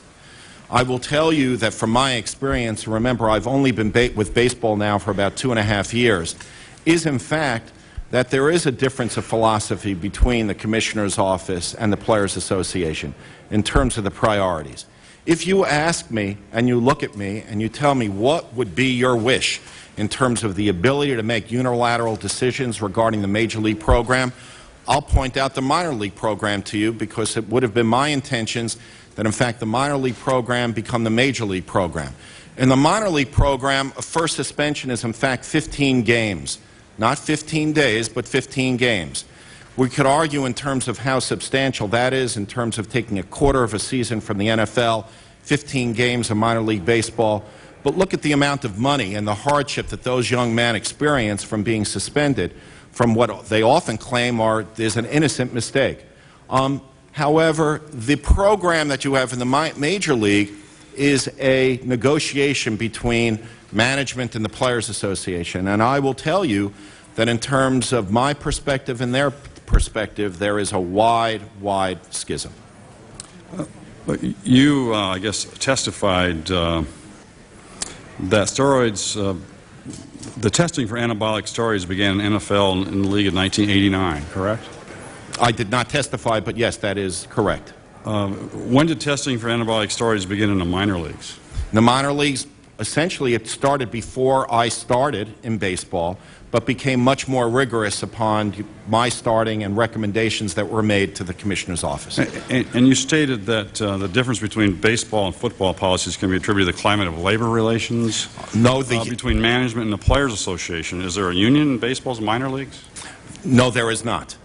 unilateral decisions are made from the Commissioner's office regarding that program. There are no negotiations. Thank you very much. Yes, sir. Thank you very much.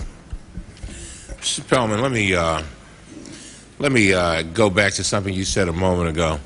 I think you said that you were prepared to resign under what circumstances? If, in fact, players were not suspended and their names were not made publicly notified, if in fact it was deferred, that instead of that penalty, as was intended, they received a monetary fine that was blinded.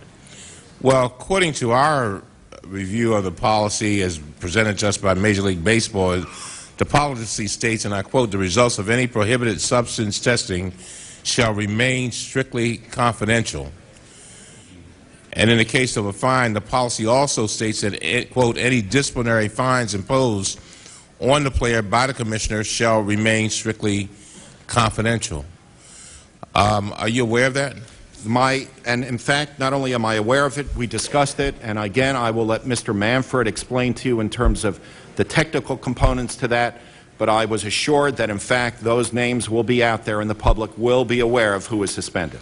Let me go back, because we've got the Giabaldis here and we've got Mr. Hooten, and one of the things that has always concerned me is that, particularly when we have the testimony of people who have suffered like these wonderful parents have, is that I don't want them or anybody else to get the impression that they come here, they sit through a hearing, they're heard, and in the words of my mother, we have motion, commotion, emotion, and no results.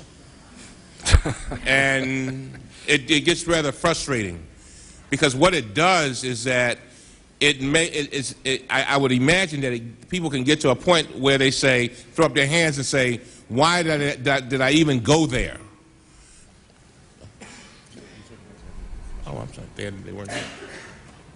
I'll be happy to yield, but they weren't here. So I just want to ask you a question. All right, I'm going to yield. I'll yield to whoever else is over here.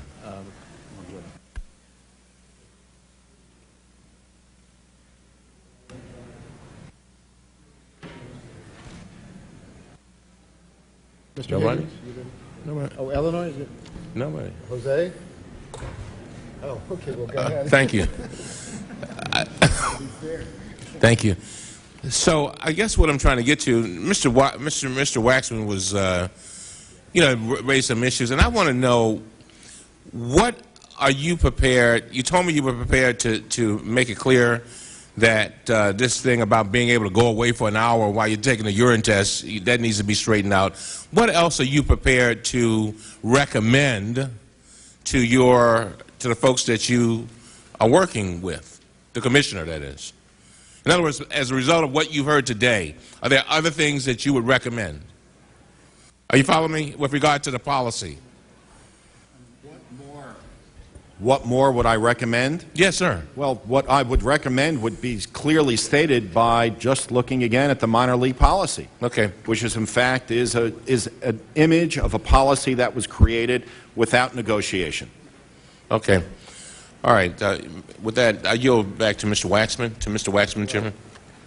Thank you. I just wanted to see if anybody on our side wanted a chance to ask questions, because you're okay. I yield to the gentleman. One more. Thank you. I'd like to take the discussion just a hair away from the central subject, if I might.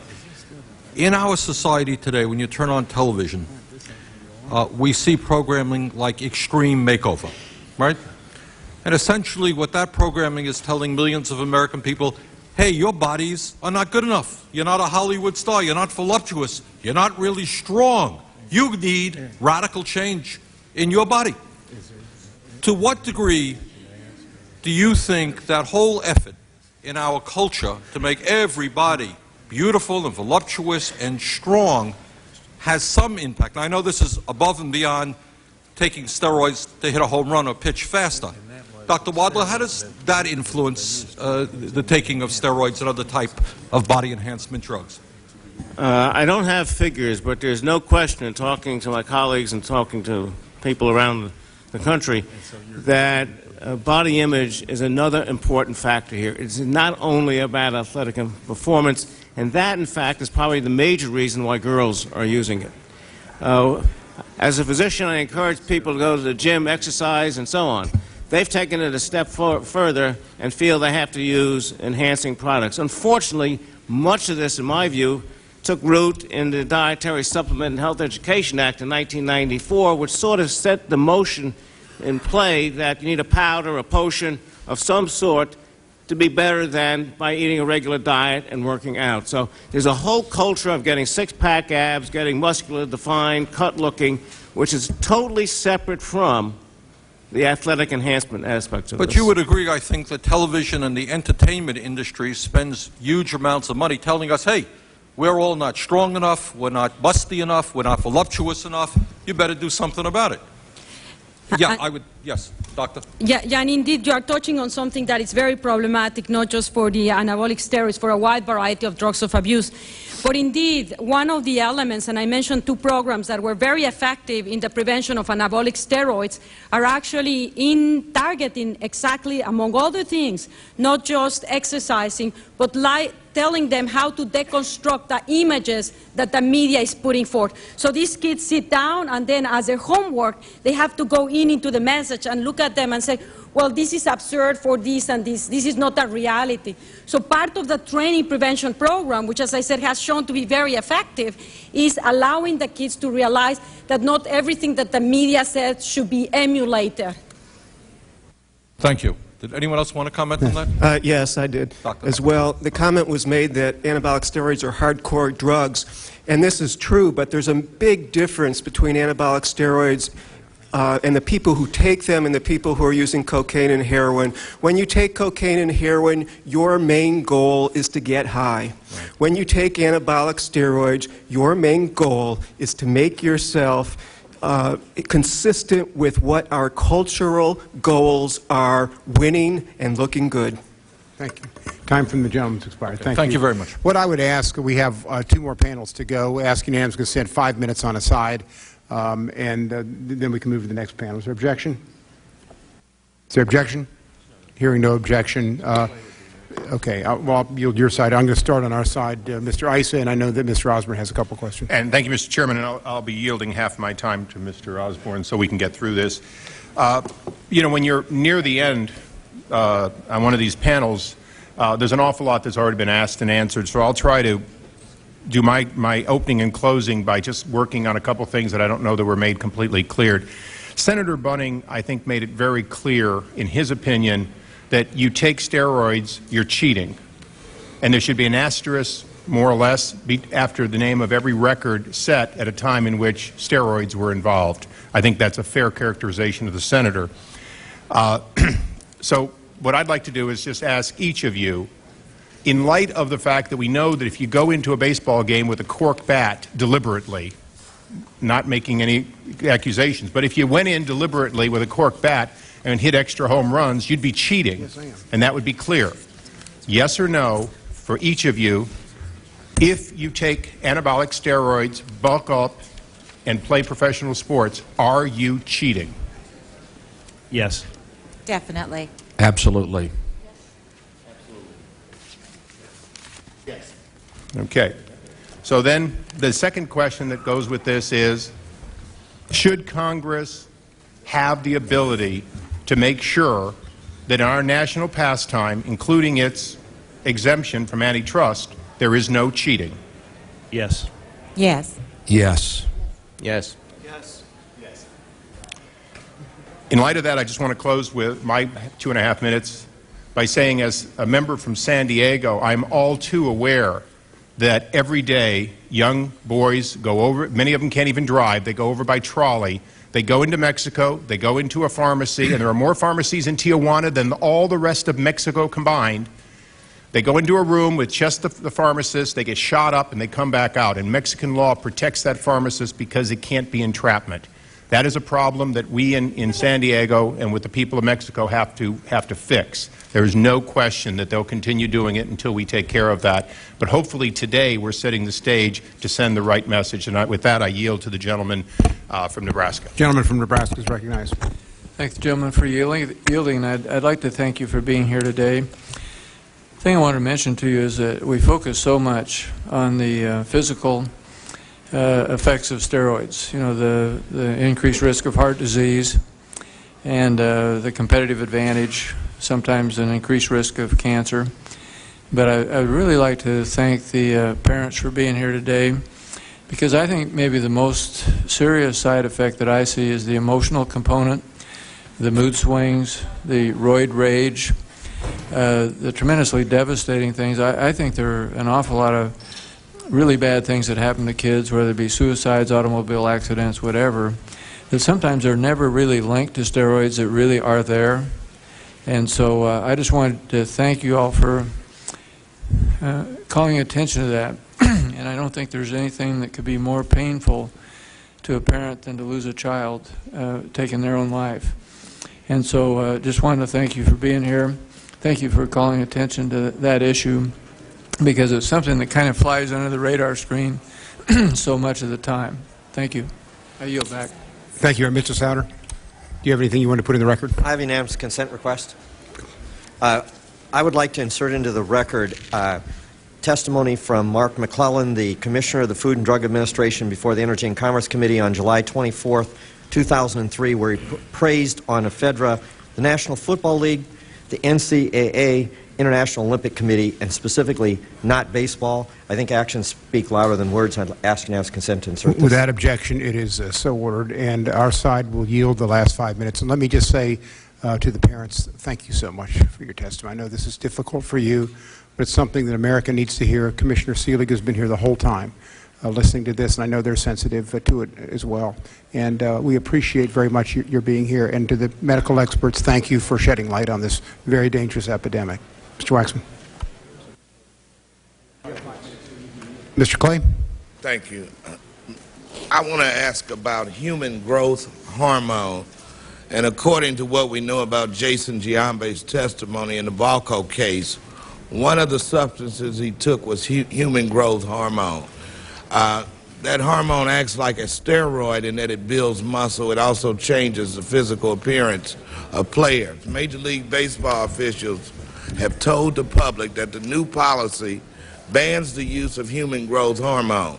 But my concern is that it appears to be another big loophole. The only drug test that baseball is doing is a urine test, and this does not work to detect the illegal use of human growth hormone.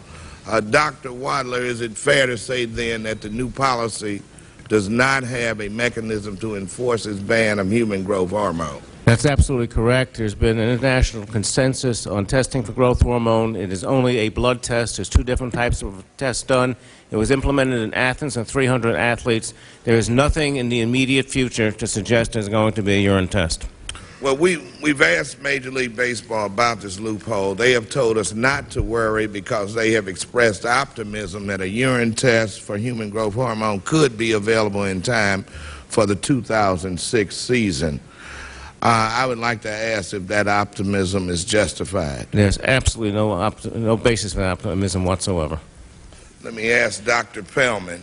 Yes, I'll be more than happy to comment regarding that. First, the blood test that Dr. Wadler is alluding to is a non-validated blood test, and in fact was used for the first time by the Olympics, this past Olympics, of which the data has not been released.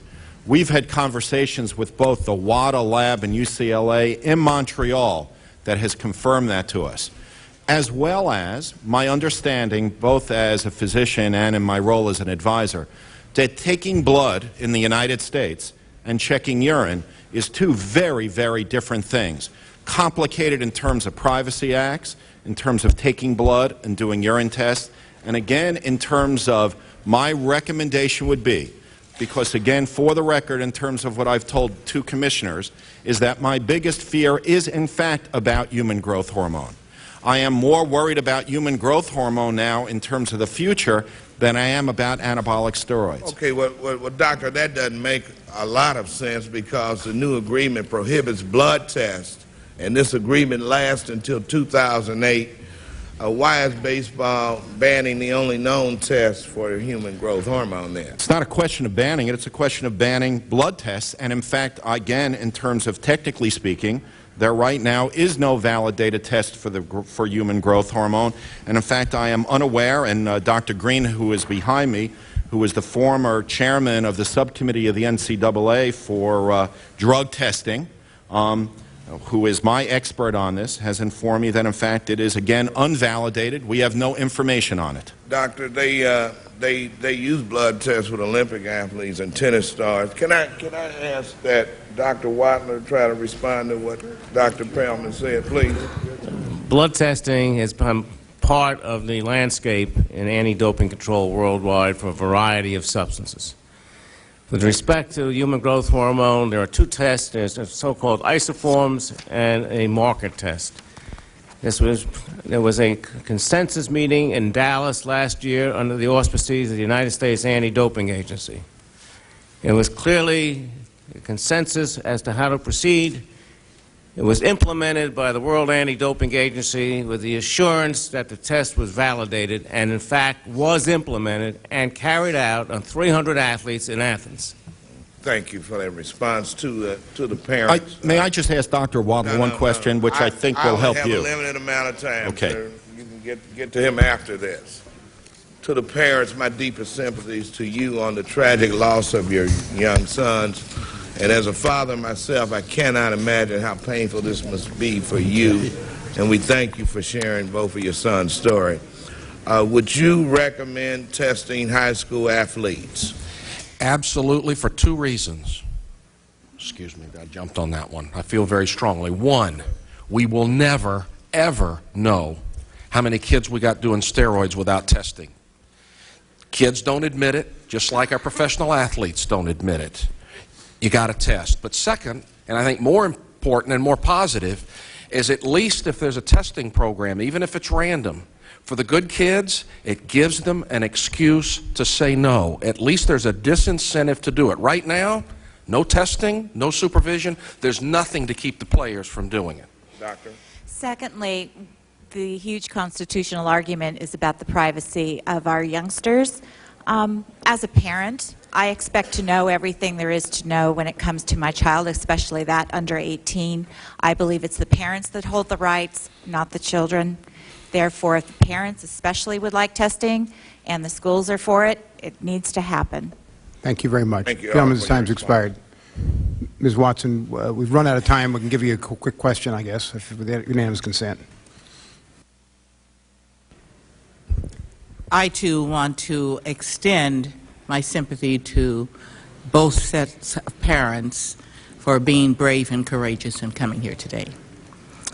I'm very disturbed right now because I have a picture of my governor, Arnold Schwarzenegger, who said that he does not regret using steroids in the 70s because they were not illegal then.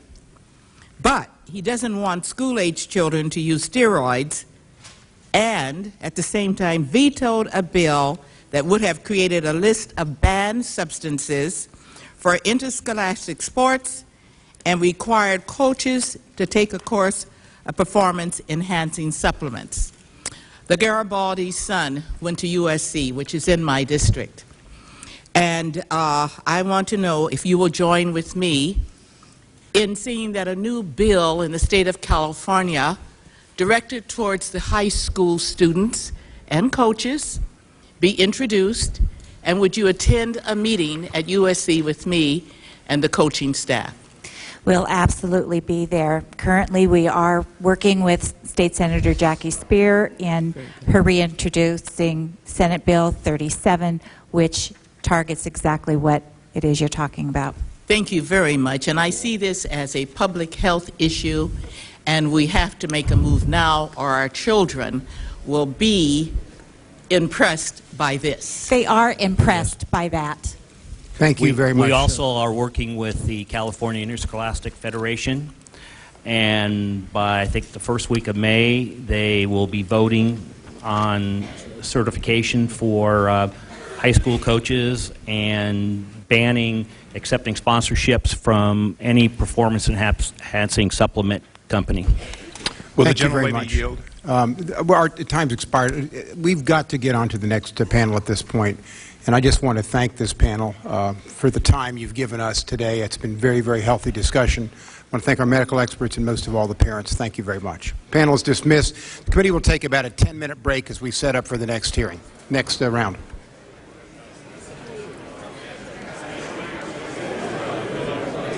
Diane.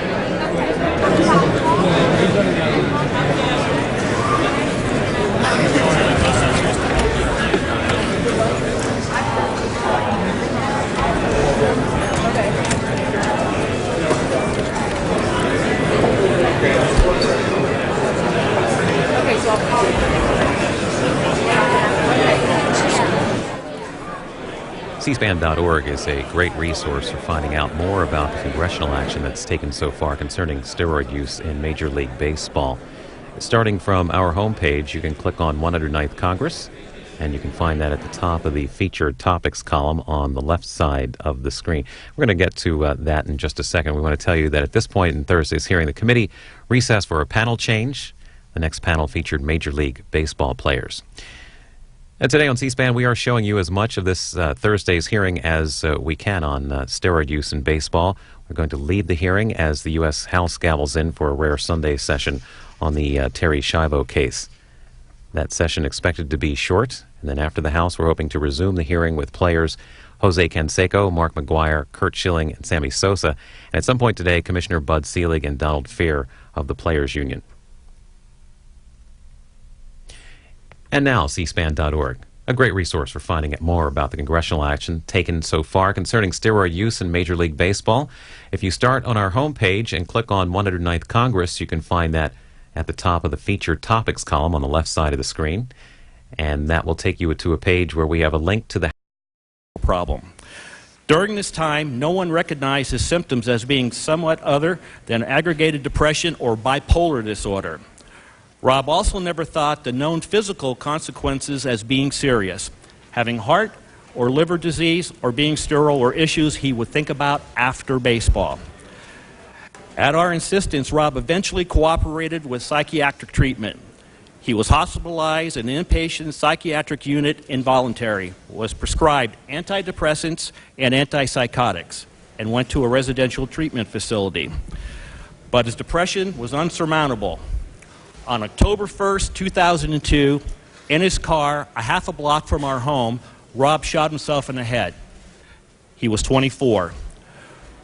We support your every effort to implore your continued efforts to purge steroids from baseball and inform and legislate law that guides the general public. Our children are using the same performance-enhancing supplements and drugs as professional athletes. Research is showing that at an early age, intake of these supplements creates a mindset that prompts steroid use later. Grave misinformation, such as that in Jose Canseco's recent account in his book Juice, continues to be disseminated. Because of ignorance, denial of these athletes who refuse to testify without subpoenas, and opinions touted as fact, coaches, scouts, and parents will continue to make misinformed statements to those in their charge. Even though Mr. Canseco states on the first page that steroids are for adult use, youth are not afraid to take the risk of losing their health or their lives to emulate their heroes or to help guarantee a place on a team, a scholarship, their physique, or competitive edge. I have a question. If the federal government has designated steroids as illegal unless prescribed by a physician, why did Major League Baseball have to ban their use before ball players could be sanctioned for using them? Our children are reading Juiced right now, watching Barry Bonds lie right now, getting permission from their role models right now to use. Canseco states and his counterparts imply that as long as you trust your instincts, control carefully the amounts, administer them at a proper time, and be smart, careful, and know what you're doing, full potential can be reached. I'd like to know where Dr. Canseco got his research, because what we know is that without steroid use, Rob's suffering and ultimately his death would have been averted. How many more youngsters will die questing ego and fame through steroids? There's no doubt in our mind that anabolic steroids caused our son to unexpectedly assault his father and choke him until he was restrained by two men. There's no doubt in our minds that steroids killed our son. Ultimately, we do blame Rob for his use. He surrendered his well-being and integrity. He made his choice, and we must now live with the consequences. However, with his sports heroes as examples and Major League Baseball's blind eye, Rob's decision was a product of erroneous information and promises. In his mind, he did what baseball players like Canseco has done and McGuire and Bonds are believed to have done. Rob fiercely were spent. I have no doubt in my mind that money was spent, but it's like pulling teeth to find out how it was spent. Comptroller General of the United States David Walker, tonight at 8 Eastern and Pacific on C-SPAN's Q&A.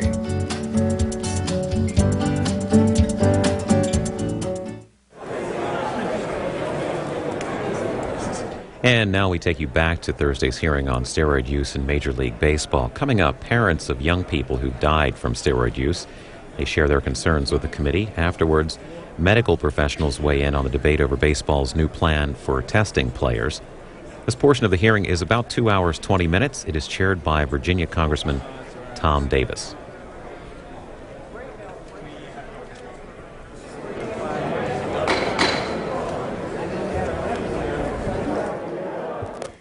I want to move to our second panel of witnesses, and members will be coming and filtering in as we return from votes. We have Dr. Denise and Mr. Raymond Garibaldi, the parents of former USC baseball player Rob Garibaldi, who committed suicide after steroid use. We have Mr. Donald Hooten, Sr., the director, chairman, and president of Taylor Hooten Foundation and father of high school baseball player Taylor Hooten, who committed suicide after steroid use. We have Dr. Nora D. Volkoff, the director, National Institute of Drug Abuse, National Institute of Health. Dr. Gary I. Wadler, associate professor of clinical medicine, New York University School of Medicine. And we have Dr. Kirk Brower, associate professor of psychiatry, University of Michigan Medical School, and executive director, Chelsea Arbor Addiction Treatment Center, and Dr. Elliot J. Pellman, the medical advisor to Major League Baseball. We ask unanimous consent that the written statement of Mr. Efren and Brenda Marrero be inserted in the record, and hearing no objection, so ordered. It's a policy of this committee that all witnesses be sworn before you testify, so if you'd rise with me and raise your right hands. Solemnly swear the testimony you're about to give to be the truth, the whole truth, and nothing but the truth. Thank you. Your entire statements are in the record. There is a light in front that will turn green when you start. It will turn yellow after 4 minutes and red after 5. This is a very important subject, and I think to some of you, we understand if you have to go over, but I just want to advise you that your entire statement is in the record. This is a very important topic, and I thank each of you for taking the time to be here with us today to share it. Mr. and Dr. Garibaldi, I'll start with you. Honorable Davis and members of the committee, as a licensed psychologist and more so parent, I thank you for the honor of addressing this committee today. My husband's and my personal interest in your efforts emanates from our son Rob, who, with the exception of his size, had all the makings of a professional baseball player. We were living on the San Francisco Peninsula when Rob was a little leaguer, watching with excitement the accomplishments of his local sports heroes, Barry Bonds and the Bash brothers, Mark McGuire and Jose Canseco. He argued, "I don't do drugs. I'm a ball player. This is what ball players do. If Bonds has to do it, then I must." We miss him terribly. In Rob's name and the name of athletic excellence, we thank the committee for defining and demanding responsibility for those who are admired and for communicating to our nation that the win at all cost attitude that prevails is much too dangerous a game for our youth or for anyone. Baseball is not life. Baseball is a game. Thank you very much. Mr. Hooton. Mr. Davis, Mr. Waxman, Congressman, 20 short months ago, our youngest son, Taylor, took his own life. He was 2 weeks away from beginning his senior year in high school. He was carrying a 3.8 average, made excellent scores on his SAT tests, and he and I were preparing to make college visits. Taylor was well liked by all who knew him. Adults tell us he was one of the nicest young men they ever knew, extremely well-mannered. His kids thought he was one of the nicest kids on campus, a real ladies' man, quite a charmer. This past spring, Taylor would have been a starting pitcher on his varsity baseball team. But during the fall of his junior year, his JV coach told this 6'3", 175-pound young man that he needed to get bigger in order to improve his chances of making the varsity team. Taylor resorted to using anabolic steroids to help him achieve his objective.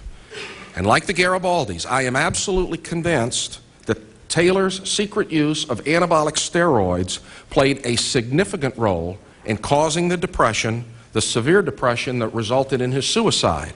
And I've also learned that the events leading up to and including Taylor's suicide are right out of the medical textbook on steroids. Experts put the usage of steroids amongst our high school kids at about 5 to 6% of the overall population. Some of the experts I talked to use numbers more like 1 million kids doing steroids, not 500,000, and I have a personal belief that those numbers are the bottom end of the range, that number's higher. In some parts of the country, studies show that the usage amongst high school junior and senior males is as high as 11 to 12%. Let me put that in context. The kids in my part of the country tell me that as many as 1/3 of the boys that show up to play football under the lights on Friday night are juicing. A number of factors are contributing to the increase in usage amongst our kids. You've asked me to talk about one of them, and I'm happy to do that. I believe the poor example being set by professional athletes is a major catalyst fueling the high usage of steroids amongst our kids. Our kids look up to these guys. They want to do the things the pros do to be successful. And with this in mind, I have several messages for the professional athletes. First, I am sick and tired of having you tell us that you don't want to be considered role models. If you haven't figured it out yet, let me break the news to you that whether you like it or not, you are role models. And parents across America should hold you accountable for behavior that inspires our kids to do things that put their health at risk and that teaches them that the ethics we try to teach them around our kitchen table somehow don't apply to them. Second, our kids know that the use of anabolic steroids is high amongst professional athletes. They don't need to read Mr. Canseco's new book to know that something other than natural physical ability is providing many of you with the ability to break so many performance records, that provides you with the opportunity to make those millions of dollars. Our youngsters hear the message loud and clear, and it's wrong. If you want to achieve your goal, it's okay to use steroids to get you there because the pros are doing it. It's a real challenge for parents to overpower the strong message that's being sent to our children by your behavior. Third, players that are guilty of taking steroids are not only cheaters, you are cowards. You're afraid to step on the field to compete for your positions and play the game without the aid of substances that are a felony to possess without a legitimate prescription, substances that have been banned from competition at all levels of athletics. Not only that, you are cowards when it comes to facing your fans and our children. Why don't you behave like we try to teach our kids to behave? Show our kids that you're man enough to face authority, tell the truth, and face the consequences. Instead, you hide behind the skirts of your union, and with the help of management and your lawyers, you've made every effort to resist facing the public today. What message are you sending our sons and daughters? That you're above the law? That you can continue to deny your behavior and get away with it? That somehow you're not a cheater unless you get caught? Your attorneys say they're worried about how your public testimony might play in a court of law. But how do you think your refusals to talk are playing in the court of public opinion? Let me tell you that the national jury of young people have already judged your actions and concluded that many of you are guilty of using illegal performance-enhancing drugs. But instead of convicting you, they have decided to follow your lead.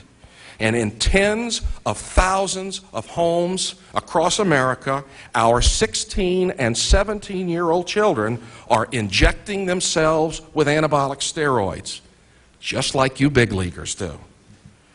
Your union leaders want us to be sensitive to your right of privacy. Right to privacy? What about our rights as parents? Our rights to expect that the adults that our kids all look up to will be held to a standard that does not include behavior that is dangerous, felonious, and is cheating. How about a short message for management? We can't leave them out. Major League Baseball and other sports. Their successes fueled his dreams. He had both the talent and the desire. To Rob, baseball was life. By the time he reached high school, his skill at baseball was considered remarkable. In fact, his dream of playing in the major leagues came very close to reality. Dr. Garibaldi, could you pull the microphone a little closer? Because as they open the doors and stuff, it's just a little there. Thank you.